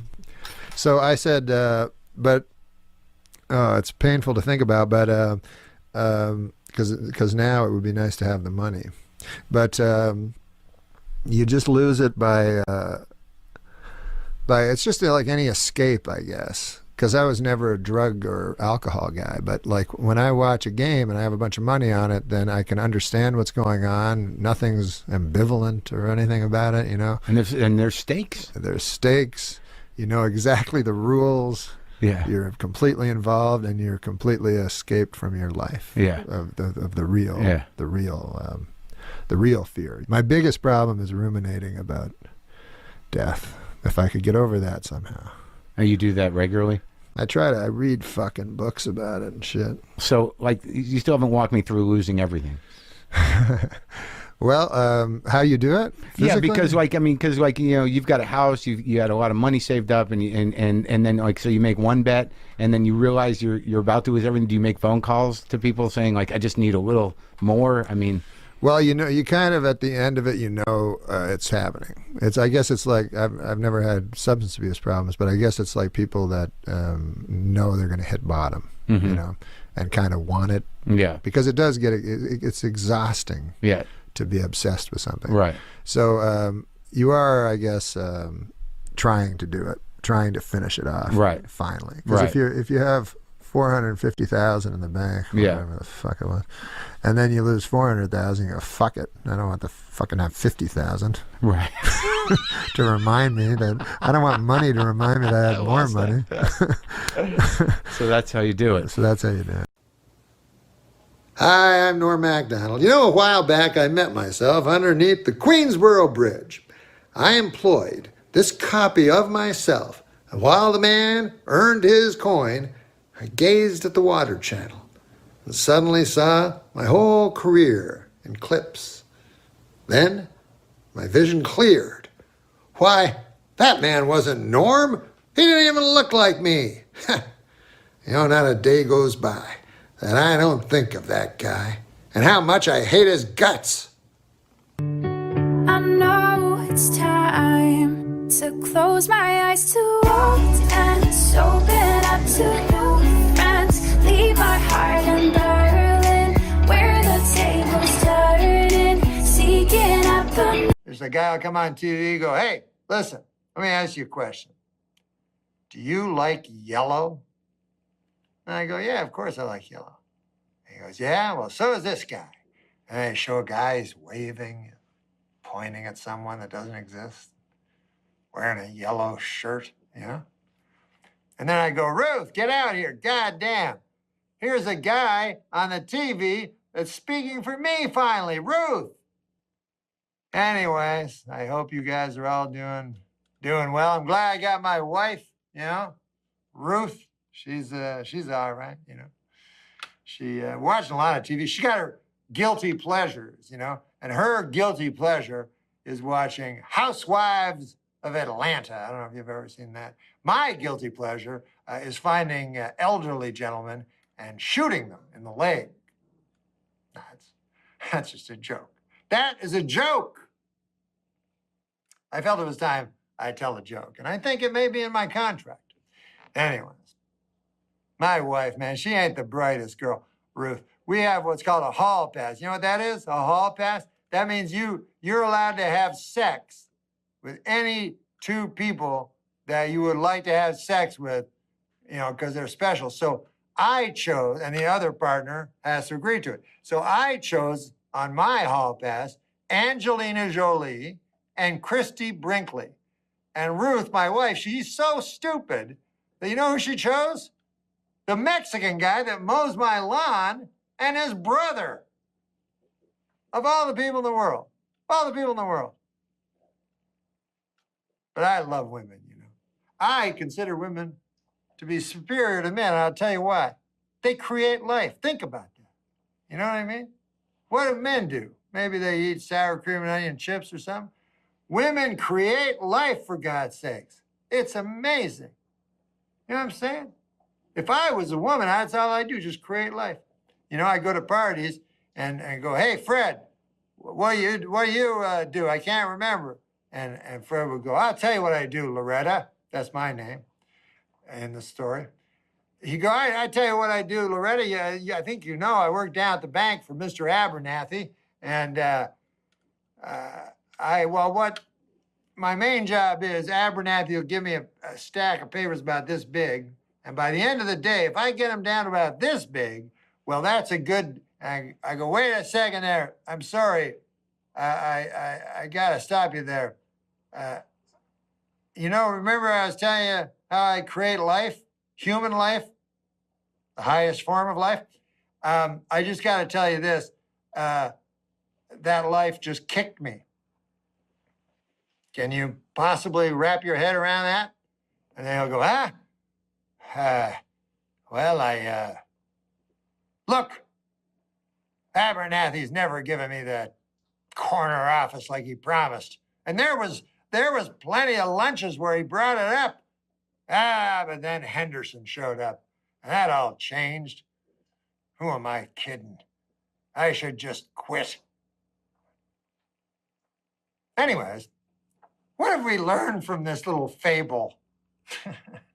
That lady I saw you with last night. It's rude. A bit of a hippo. I read about a hippo swallowing a man, and I thought of you. No, you remember Ruth? You remember Ruth? His girlfriend is a wonderful kitchen butt. Remember Ruth? Yeah. Dr. Ruth? Nah, he went out with this big fat hog named Ruth. I listen, it's not sexist in any way. It's not sexist. No. The whole family. The whole family. Ruth's family? Oh my God! They may as well live in a sty. Okay. Because not only, they were obese. The whole family. It's just rude. No, I know. I'm not saying that her. Listen, people have girth issues. Yeah. I think it was inherent. It was just. I try to be. Girth issues. Yeah, it was. Yeah, it was a genes issue. I don't think she could really help it. Oh yeah, no, it was all genetic. Her genes were not flattering. Her genes caused her to buy a lot of fucking pastry. I'll tell you that. But they were filthy. Like pigs. Like pigs, they would eat. And then the food would fall on them.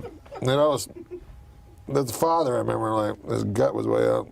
And you know and the skinny arms like a he would just pterodactyl. Eat off of his own gut. All the time, yeah. And then a big fat Ruth there with this fucking guy. And she'd always sit on his knee. Whatever. I don't even want to get it. No, but she was a nice lady, you know. Yeah, really nice lady. But spiteful. Really? She Spiteful? sounds great. Yeah. She was nice. She was nice, but she was horribly spiteful and horribly obese. Yeah, she was mostly known for her spite. Like, if you got to know her. Known. Yeah. You have to be really spiteful to have that beard. Absolutely. I knew her for 3 months. I didn't even see a fat person anymore. Just pure spite. Spite. That's a compliment to some fat people. One time I tried to drive around her and I ran out of gas.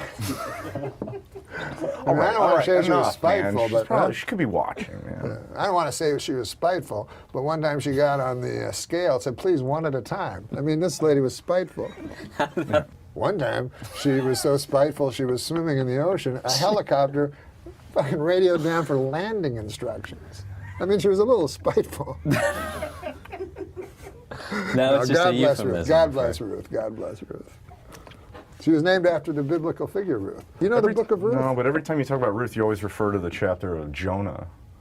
Oh, that's true, yeah. The whale. Yeah, that's my little joke. And it's not a whale, it's a big fish. What is a mammal? What's a seal? It's not mutually exclusive. I mean, you can be a seal whale has to and a- breathe air, right? How does it get up? How do they get up on those buoys? It's a shimmy. They're shimmy. They must be just pure muscle, the way Ruth's pure spite. Yeah. All right. Pure blubber. Okay, you know. No, what?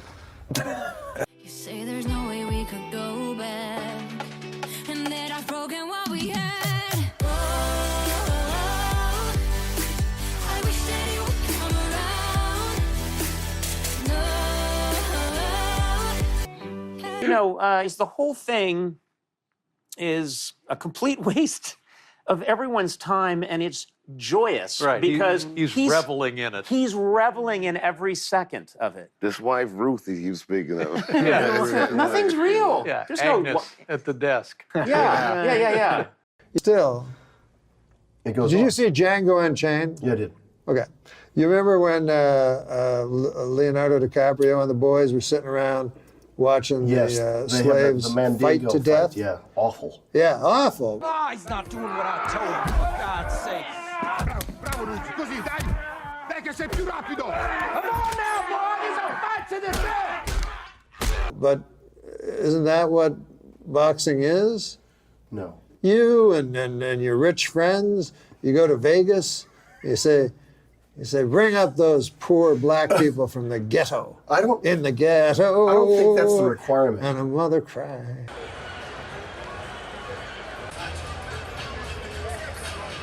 I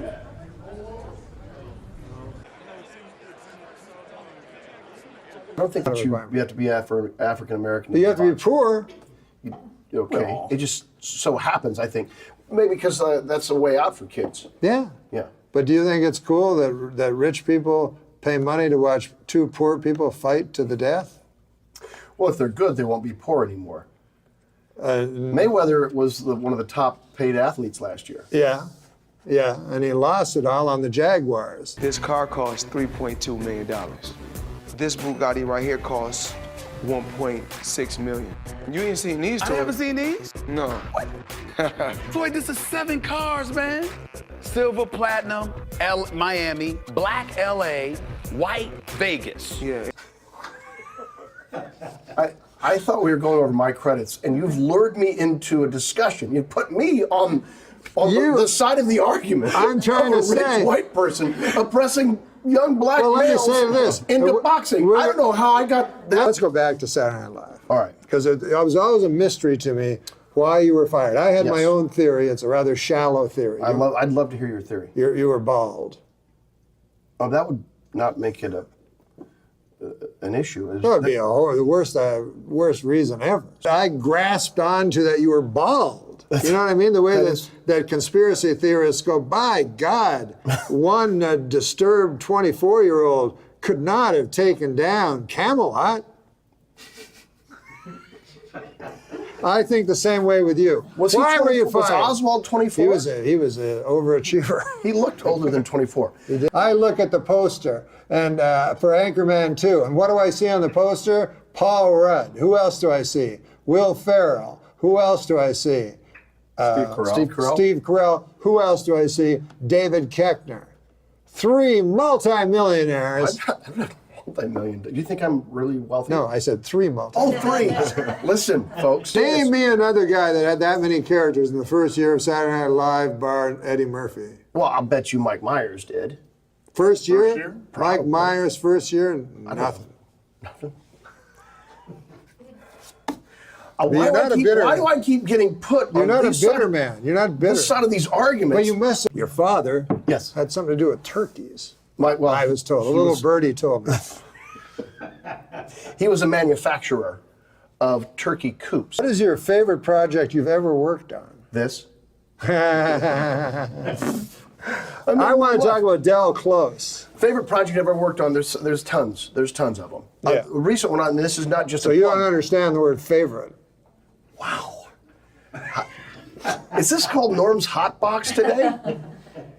This guy, Pee Wee Sherman 300 is his name. He says, in a few words, tell us why Second City is so much better than the Groundlings or Upright Citizens Brigade. Is it? That's what he thinks. He said, tell me why it is? Yeah. I keep getting put into this situation. Here's your argument you must defend. What are its properties? Can you tell me what some of the properties a mug might have, Norm? I've lost him. I think he's asleep. No. I can tell you what properties a mug might have, but I think you might be interested in the fact that this guy used to jerk off punks under the Queensboro Bridge for $15 a man. Are you sure they were punks? How did we get there? Paradise with your body, I don't wanna share. We're making dynamite, explosive love intentions building in the air. In improvisation, you get a suggestion. Could I play one of the deadly sins? Yes. You let that inform what you're going to do, for instance. Pick one of your favorite deadly sins. Well, gluttony. I remember one time a preacher that I used to know when I was a young boy. And he said, he always driving his bicycle, you know, here and there and here again.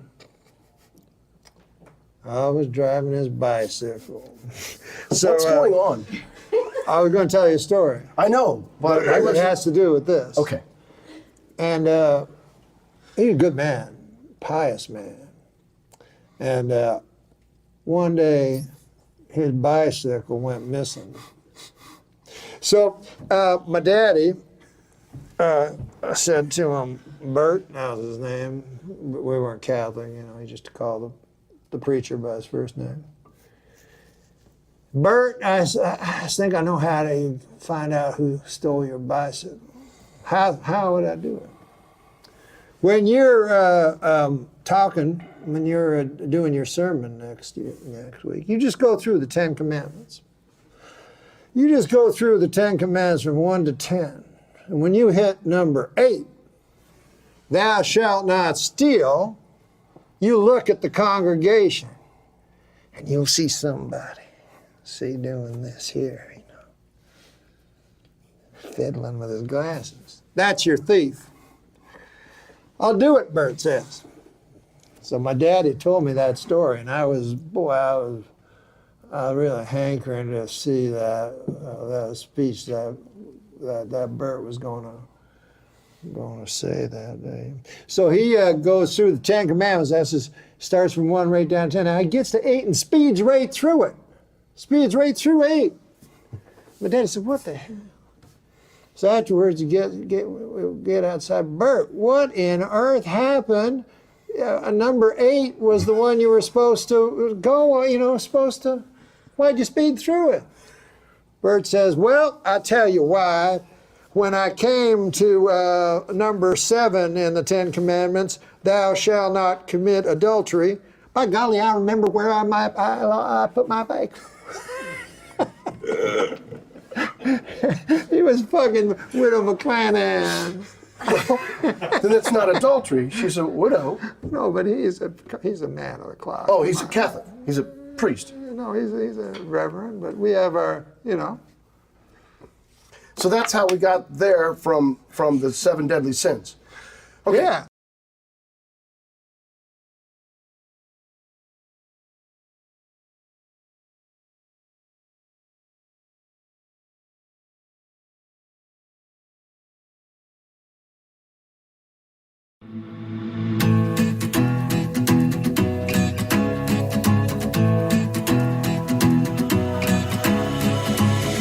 I've been searching for what's missing, but the answer,